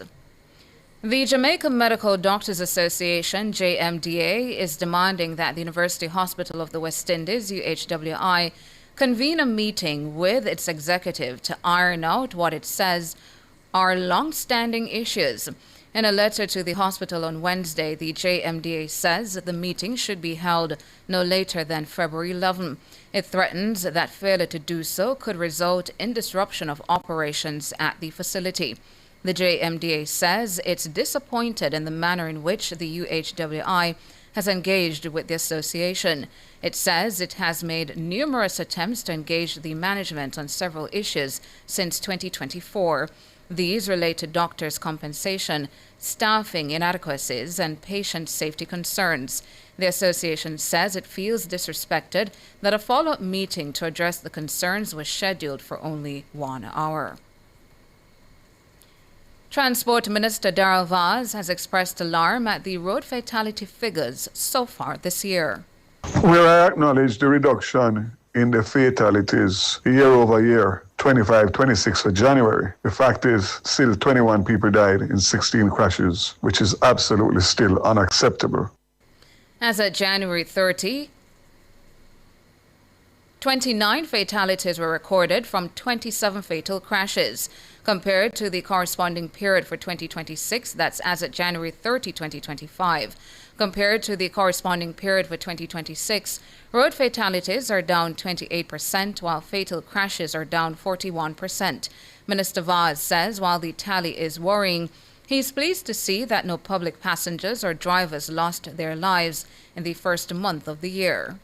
What is notable is that there were no involvement of PPP drivers or passenger vehicles that were involved in any of these fatalities. So it simply means that all of these fatalities were by ordinary license holders. So again, it is a serious issue, and 21 in 16 crashes in 1 month is still a very, very alarming amount. Darrell Vaz, Minister of Transport. The police have slapped another murder charge on 40-year-old Courtney Ashley, otherwise called Bloodstain. He was charged on Tuesday in relation to the double murder of a man and an infant on Grenmead Road in Kingston 20 in September last year. The deceased are 25-year-old Kimarley Powell, otherwise called Beans, and 2-year-old Tyrone Jackson.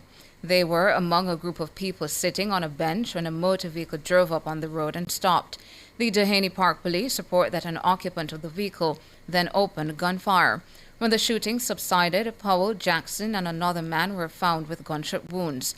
Powell and Jackson were pronounced dead at hospital. Ashley has also been charged with wounding with intent, possession of a prohibited weapon, and unauthorized possession of ammunition in that case.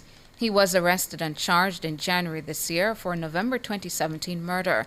For that incident, he was also charged with illegal possession of a firearm and illegal possession of ammunition. His court date is being finalized. The Kingston East Police have charged a procurement officer with the murder of his ex-girlfriend's relative. He is a 30-year-old Kevin Bailey of Harborview, Kingston 17. Bailey, who was previously listed on the Forces Wanted Wednesdays program, was arrested in St. Mary on Monday. He's been charged with murder, wounding with intent, using a firearm to commit a felony, possession of a prohibited weapon, and unauthorized possession of ammunition. On November 13 last year, Bailey visited the home of his ex-girlfriend's relatives in 10 miles Bull Bay, St. Andrew. After making inquiries about her, Bailey reportedly pulled a firearm from his waistband and opened gunfire, hitting both relatives. He then escaped on foot. The injured persons were assisted to hospital, where 28-year-old truck driver Ray Ronaldo Fry was pronounced dead. A female relative was admitted for treatment. Bailey's court date is being finalized. Turning now to regional and international news. Regional news in Guyana. The unemployment rate has dropped by 50%, while workers' earnings have grown between 50% and 100% from 2020 to 2024. President Dr. Irfan Ali revealed the figures in a live broadcast earlier this week. He cited figures from the Bureau of Statistics. Dr. Ali said unemployment fell from 12.8% in 2020 to 6.8% in 2024. He pointed out that female unemployment rate dropped from 14.4% to 9% over the same period. International, the U.S. and Russia agreed Thursday to re-establish high-level military-to-military dialogue for the first time in more than 4 years. The agreement emerged from a meeting between senior Russian and American military officials in the capital of the United Arab Emirates. The U.S. European Command says the restored communication channel will provide a consistent military-to-military contact as the parties continue to work towards a lasting peace. High-level military communication was suspended in 2021 as relations between Moscow and Washington became increasingly strained ahead of the full-scale Russian invasion of Ukraine in February 2022. And that's it for the news at 12. Up next, sports.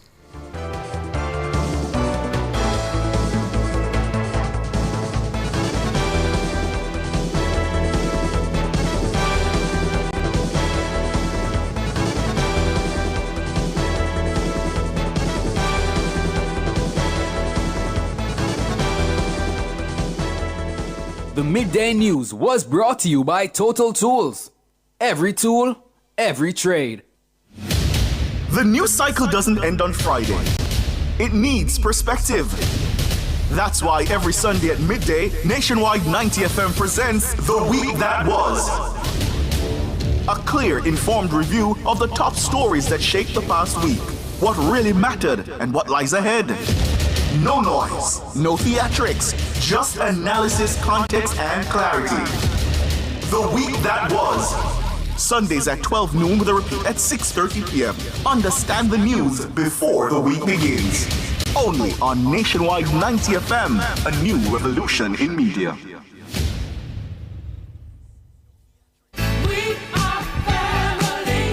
Nationwide has always been a family. Now we're making it official. Family Club coming soon.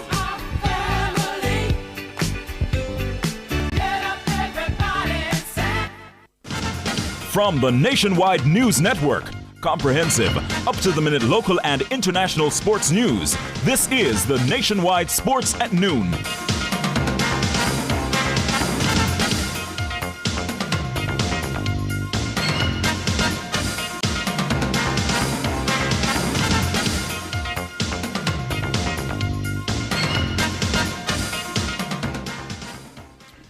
Good afternoon, welcome to your lunchtime sports report. I'm Reid Buchanan. Former champions Mount Pleasant and their defending champions Cavalier, their fourth straight defeat in the Ray and Nephew Jamaica Premier League on Wednesday at the Stadium East Field. Mount Pleasant's Gadil Irvin netted the winner in the 27th minute. Davian Ferguson, assistant coach of the team, says he's pleased with how the unit is growing with momentum. Whenever you win a football game, it's always a positive. We want to continue to win. We're behind in terms of the amount of games played, so we're trying to catch up in terms of where the table is. And I think this win pushed us into third position now, with about 4 games in hand. So we're still within the range of where we want to be at this time. We're trying to take it a game at a time. The focus now is trying to get these players recovered. As I said, we play every 3 days, so there's no time really to do much on the training pitch. So it's more recovery and preparation for game. He also expressed full confidence that his players will come to the party at the appropriate time to make their presence known in a bid to push for another JPL title. But we have a team here who has won the Caribbean Cup, who has been to the last 3 Premier League finals. So I think overall we know exactly what to do to get to the point where we want to get to with who we have. Well, for us, as I said, it's all about looking at the next game. We have our mechanisms internally, which we try to look at the overall picture as our technical staff. But as a playing group, we try to look at the next one. We're not even thinking too far ahead than the game on Sunday against Stretcher Beach. Davian Ferguson. The victory pushed the centre and base team to third in the standings, 2 points adrift second place Racing United and 9 points behind leaders Montego Bay United. The league continues later today with Dunbeholden FC facing Spanish Town Police FC in another rescheduled game at the Dunbeholden Sports Complex starting at 3 p.m. Meanwhile, David Layla, assistant coach of defending JPL champions Cavalier, explained that the recent poor run of form from the team is partly due to the new crop of players trying to get settled with life in the top flight competition. For Layla, this is part and parcel of the game. However, he believes the players will find their footing sooner rather than later. Truth is, you know that we are starting with a new crop of footballers, and so at the end of the day, we're going to find these issues going to take place. But I think we took some positive out of this game in terms of the substitution that we made. We see some light, we see some promises too, and so we'll work on that. Well, there are 17 to 18 more games left. We will build on what we saw happen in terms of the substitution. Remember, when you're building, you're going to find issues, you're going to find a lot of struggles. And so this is part of the struggle. We hope that with what we see, we'll start rebuild on that.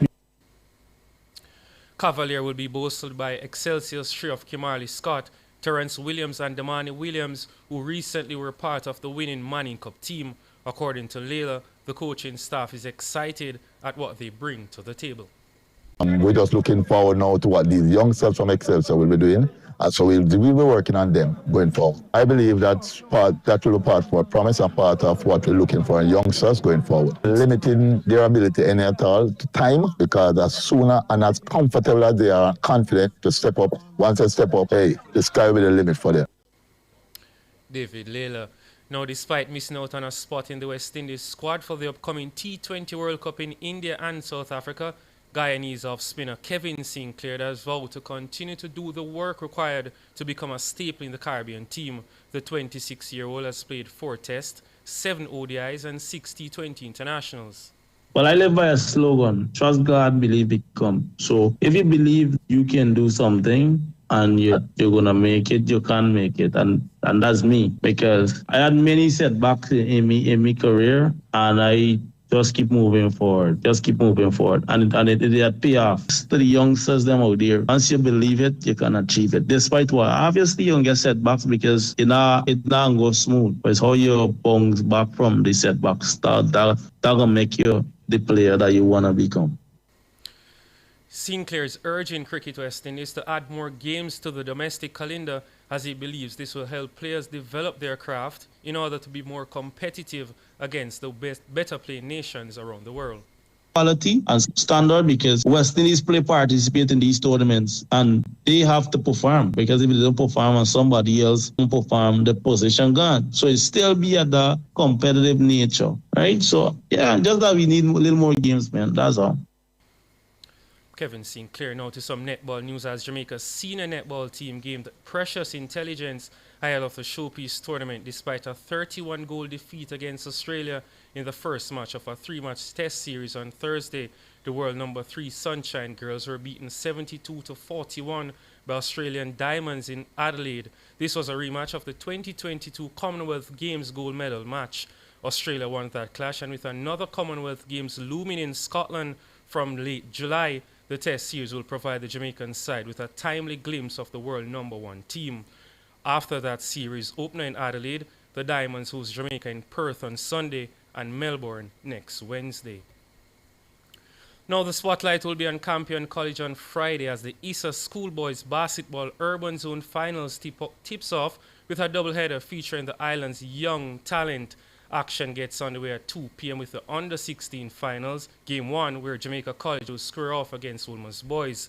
Both teams has battled through a competitive zone campaign, and the opener is expected to set the tone for a high-energy afternoon of basketball. At 3:30 p.m., attention shifts to the Under-19 Finals, Game 1, as host Campion College takes on STGC St. George's College, and that matchup promises intensity, pace, and standout performances from some of the island's schoolboy players. Now, Italy has foiled Russian origin cyber attacks targeting the Winter Olympics, says Foreign Minister Antonio Tajani. He said websites links to the games, hotels in host city Cortina d'Ampezzo, and foreign ministry facilities, including an embassy in Washington, were targeted. Cortina d'Ampezzo, one of 5 host clusters for the Olympics, will stage alpine skiing, biathlon, curling, and sliding events. The games officially begin on Friday, although the first action gets underway on Wednesday.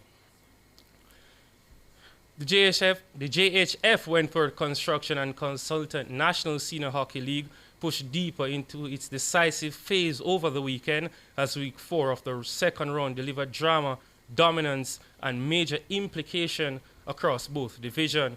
Previously winless Raiders United stunned Circus Circle 2-1, earning their first points of the round. In Women's Action, league leaders St. Andrew Hockey Club tightened their grip on the title race with a ruthless 11-0 demolition of Explorers, remaining unbeaten and firmly on course for the championship.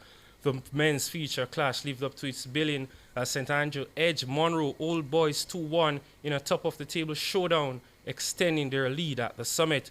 Meanwhile, Explorers upset Sharps Rebels 3-2 in a thrilling contest, while Tropics Hockey Club stayed second with a composed 2-0 victory over Excelsior.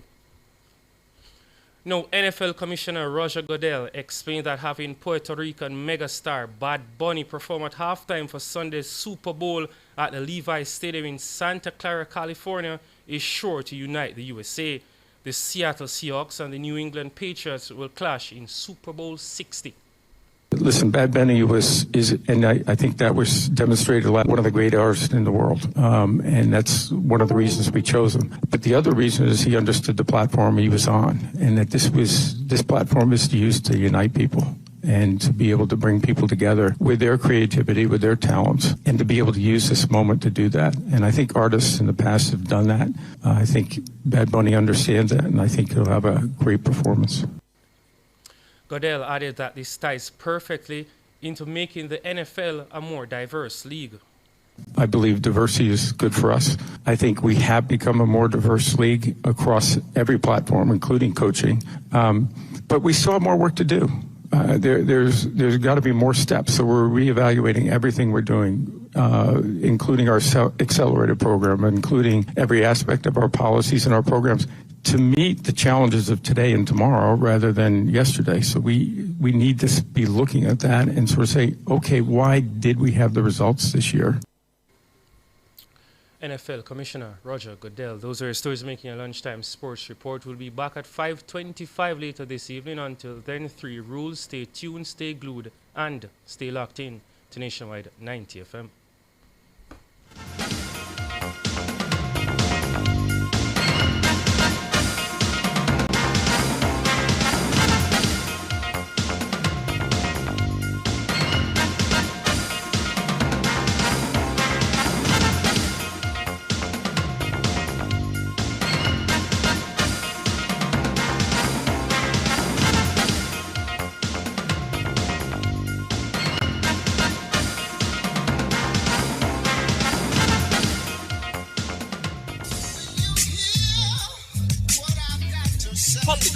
Stop this foolish about this GLP and PMP business. We are Jamaican. Different people. It's not a matter of a GLP or a PMP. I think it's more like where it is that you think you're comfortable, what support you can afford to make the country better. Different views. Most entertainers, they're not amenable to management, so the only thing that can ultimately structure them is the court and the prison. Public opinion. The voice of the people at 6:25 p.m. weekdays during Nationwide at 5. Tune into Nationwide at 6:25 p.m. for Public Opinion, where the people's views matter. Public Opinion is brought to you by Cleasing Industrial Supplies Limited, Industrial Automation and Control Solutions.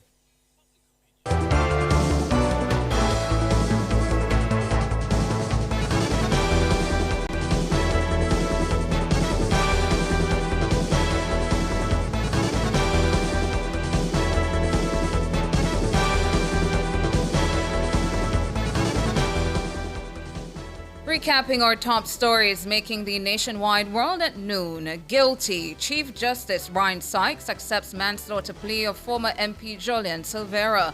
Education Ministry says legislative review intended to give it more power within schools to be completed in a few months. And the JMDA smarting from a 1-hour meeting scheduled with the UHWI gives the hospital ultimatum for meeting to resolve long-standing issues.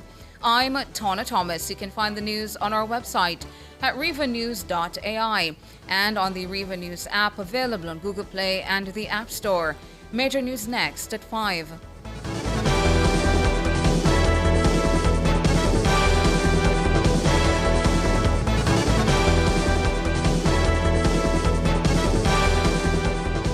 This is not just another campus day.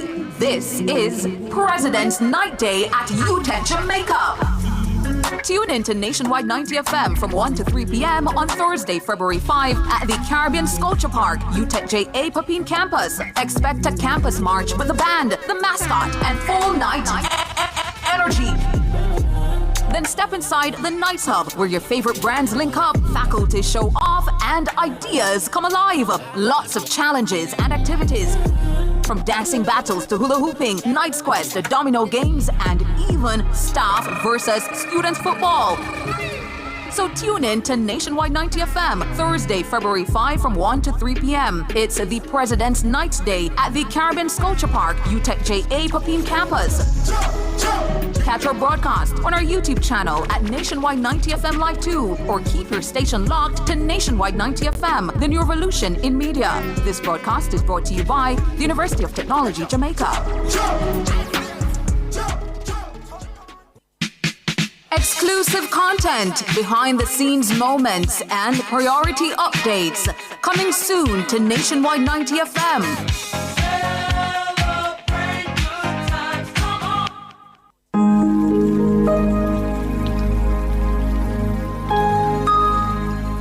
Hi there. Here's some good news for these trying times. Quote, "By God's word, I can see where I'm going. They throw a beam of light on my dark path." Unquote. Psalm 119, verse 105. Listen for God's Word weekdays at 5:45 a.m. and 12:55 p.m. through Oasis.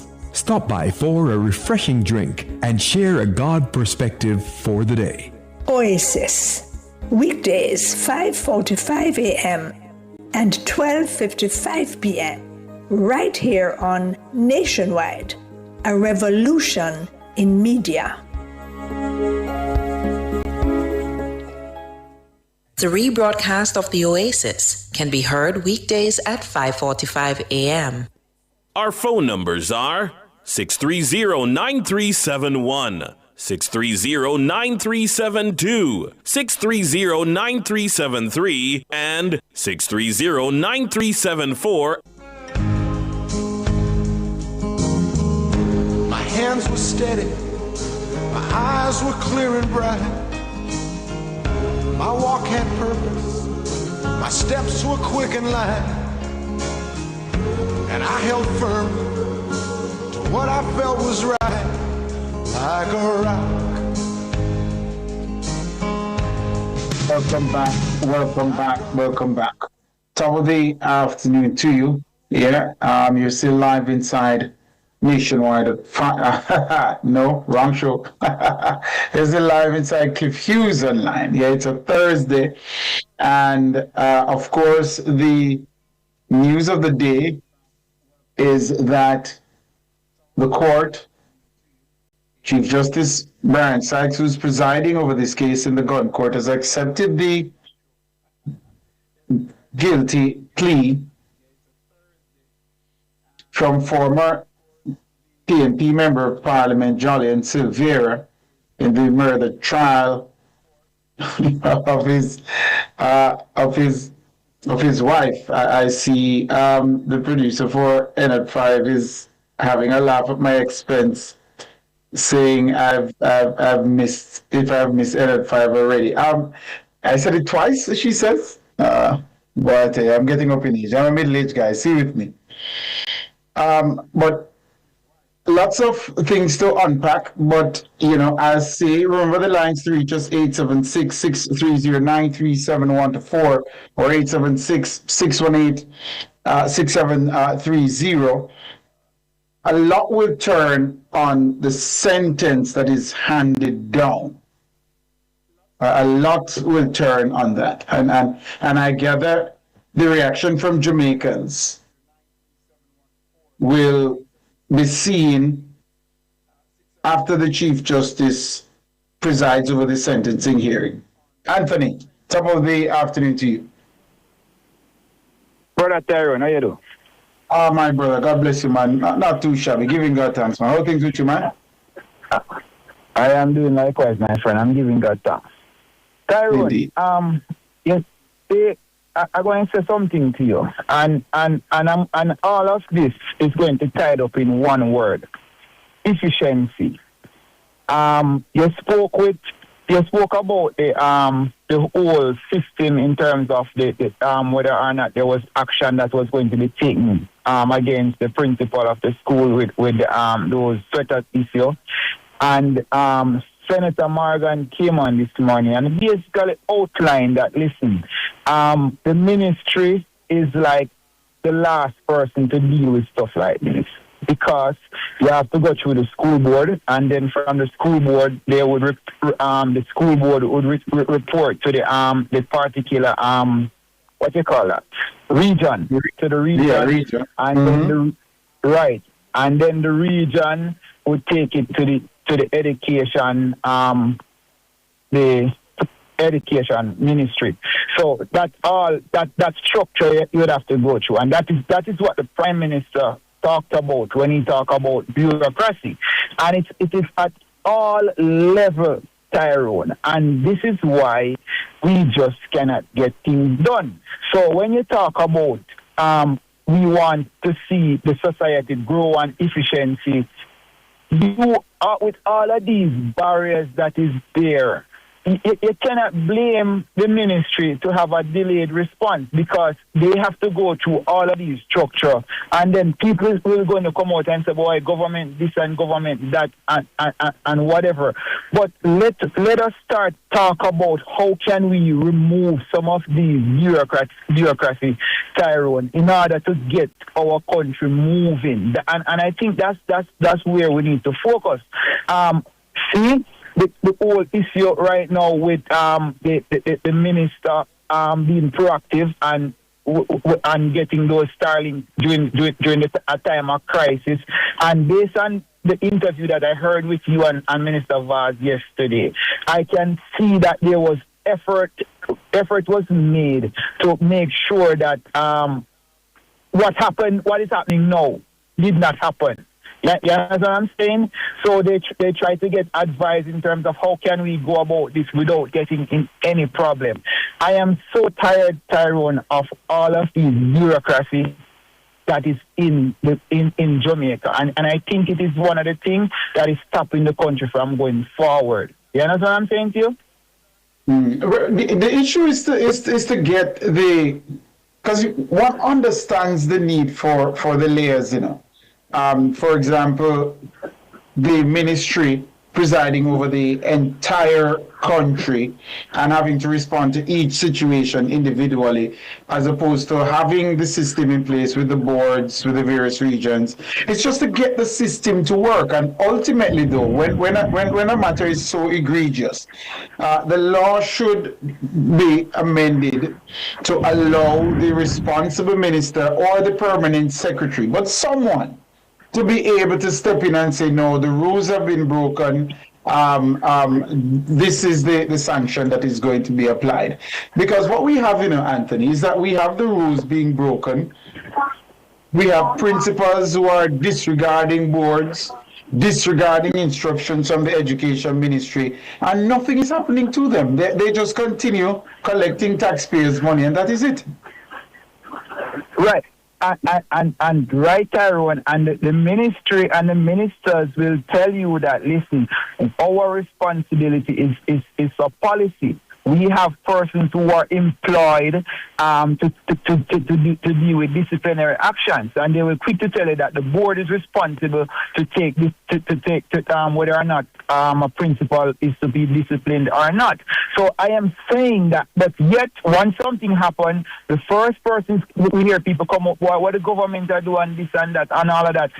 So we need to understand or decide in terms of what we want. You understand what I'm saying? Yes, the layers are important, but if the layers are important, then also allow the layers to work if you want that. But that in itself is a problem because it takes a long time, and then persons are holding the government. I mean, Tyrone, I heard you this morning. So, boy, this is the second issue that the ministry took a long time to respond to. You understand what I'm saying? So I am saying that if we have a layered system, then it's either we're going to say, okay, this is a system, and now we need to be calling on the board, on the school board, to act. So the chairman of the school board coming out and saying something. Where's the parent representative on that school board? Is that person speaking out against this? So these are this is how the layers are supposed to work and stuff. If we're going to go that route, it's if now the board said, oh, we reported to the ministry and the ministry did not do nothing. I think that's a point in time now we can say, oh, the government are stuff and all of that. But until the board report to the ministry, Tyrone, I think they have nothing to work with, if you ask me.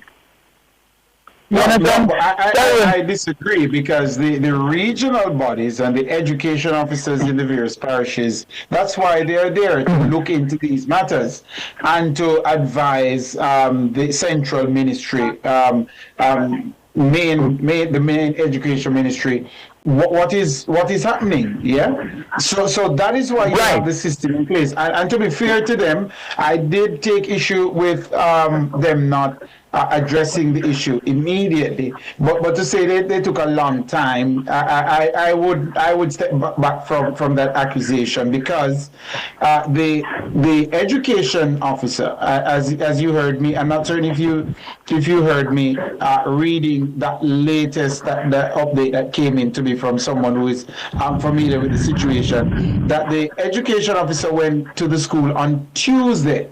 But my major point was this, that the education ministry proper needs to come to the table whenever these national issues come forward, or these issues come forward, and say, look, the system is at work, we are doing the relevant checks, and we will update the country sooner. That's the kind of response you want from the education ministry proper, if you get what I'm saying. So you give a sense to the Jamaican people that the situation is being managed. Yes, it's not just a free-for-all. The situation is being managed. We're looking into it. Because there's a saying that says justice must not only be done, it must be seen to be done. So you need to let people see what you are doing. You need to communicate that the apparatus is at work, and as soon as we've gathered the facts, we'll come forward and address the situation. But there's an issue with a principal and a board, Anthony, which you might be aware of.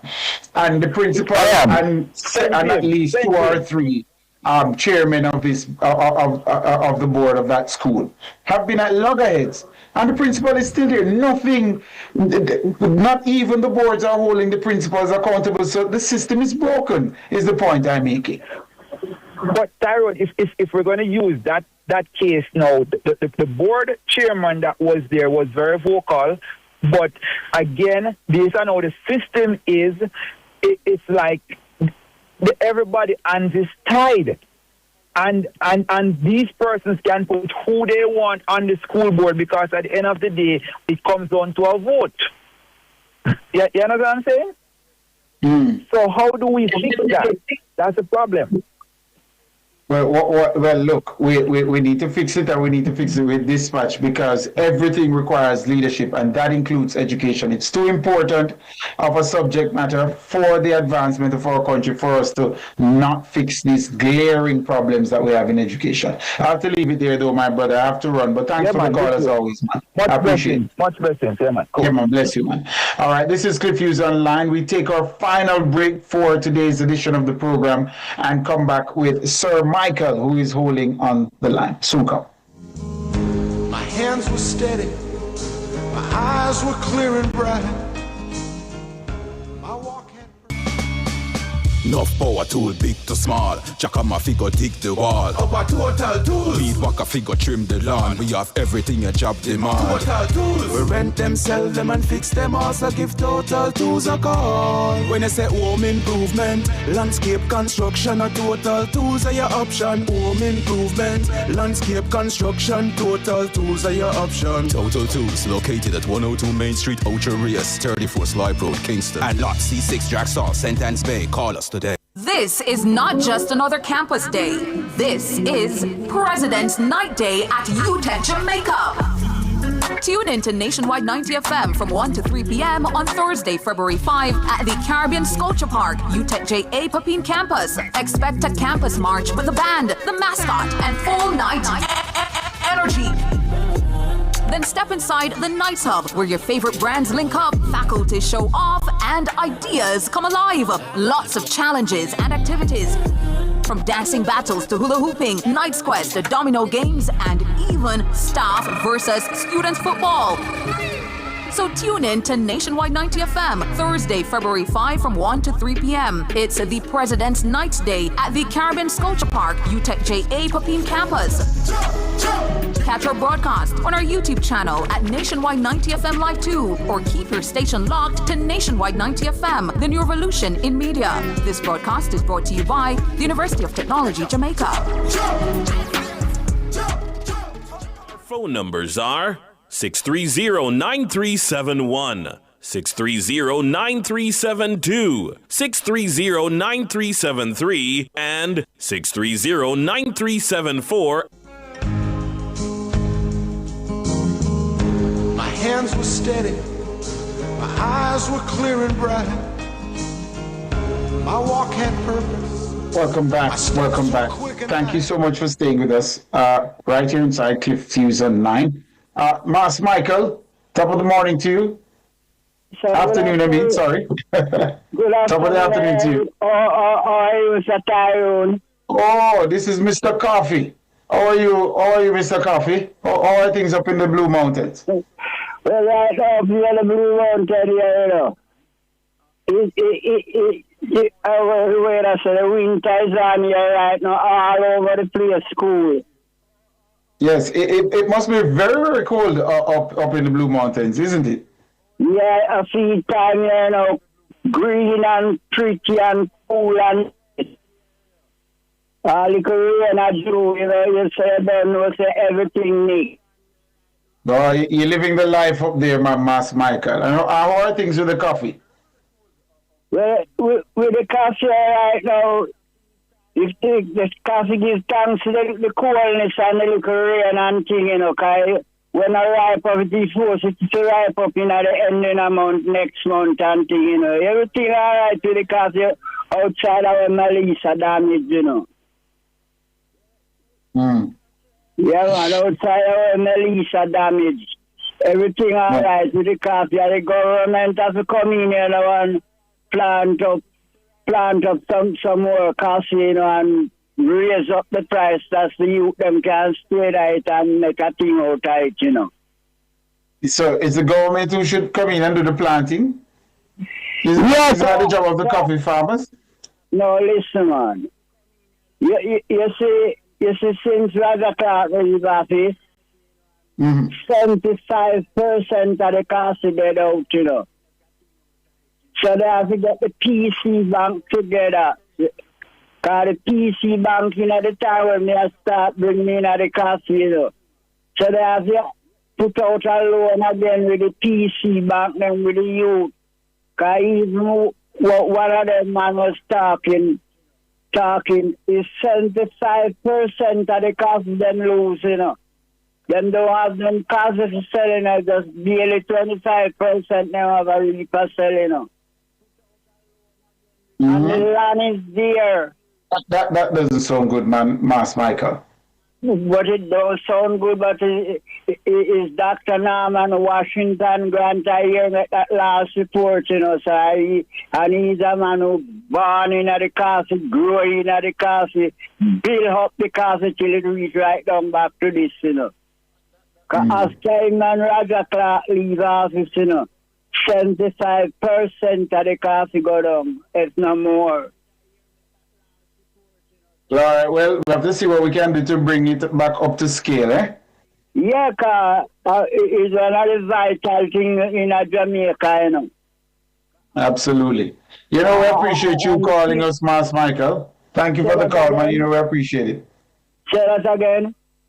I said we appreciate you calling us and just keep planting up the coffee, all right?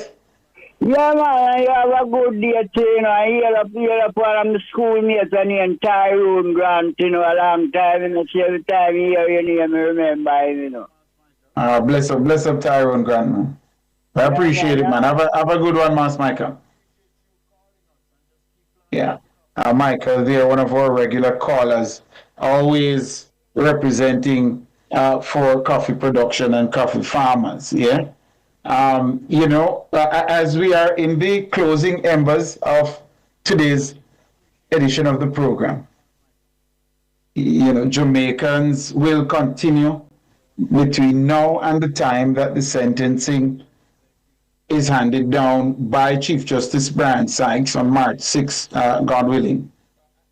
Jamaicans will continue to talk about this case. There are so many angles to look at this thing. So many angles to look at this thing. We do hope that the media is allowed to cover the trial, the sentencing, pardon me, because there wasn't a trial. He pled guilty, I gather, before the trial could get on in earnest. But there are so many angles to look at, and there are lots of Jamaicans who are not appreciative of that manslaughter charge being what he pled guilty to and the court accepting. There are lots of Jamaicans who don't think that should have happened. And lots of Jamaicans are connecting the dots between, you know, this case and the whole business of judge alone trials versus jury trials and so on and so forth. But lots of implications. And I hope to really consider the facts of the case as we have them so far, this decision to accept the guilty plea. And I will think on it throughout the course of today into tomorrow, God willing, and share with you my thoughts on what has transpired. But there's so much to consider. And I heard the defense attorney, King's Counsel Peter Champagne, saying, you know, as he has been maintaining from the jump, that we have to be mindful that there are children involved. And that's a very, very important point raised there by defense counsel. Very, very important point made there by King's Counsel, Peter Champagne. That should the prosecution and the court, should they have accepted this guilty plea to the lesser charge of manslaughter as opposed to the charge of murder? What are the implications of that? What kind of signal does that send? Is justice being seen to be done? These are some questions that we must all contend with and grapple with. But that's where we have to leave it for today, though. God willing, tomorrow we can talk about that one some more. Yeah. Thanks to our super producer, Norgay Banton, and Michelle McCrae Smith, our super producers. Thank you, ladies. Appreciate the effort and the assistance today. Thanks to our technical operator, the man behind the controls, Mr. Kevin Williams. Big up yourself, my boss, Anglia Bangle. And thanks to all the hardworking members of the news and production team. And of course, thanks to all of you, our valued listeners and viewers. This has been another edition of Cliff Hughes Online. At the top of the hour, it's all things entertainment until you get down to the flagship program Nationwide at 5 p.m. But before then, please pause for a refreshing drink from the scriptures with Nationwide's Reverend Loy Gale. The resident Reverend Loy Gale. Have a good one, everyone. See you tomorrow, God willing. You've just heard Cliff Hughes Online with Tyrone Reid on Nationwide 90 FM. Like a rock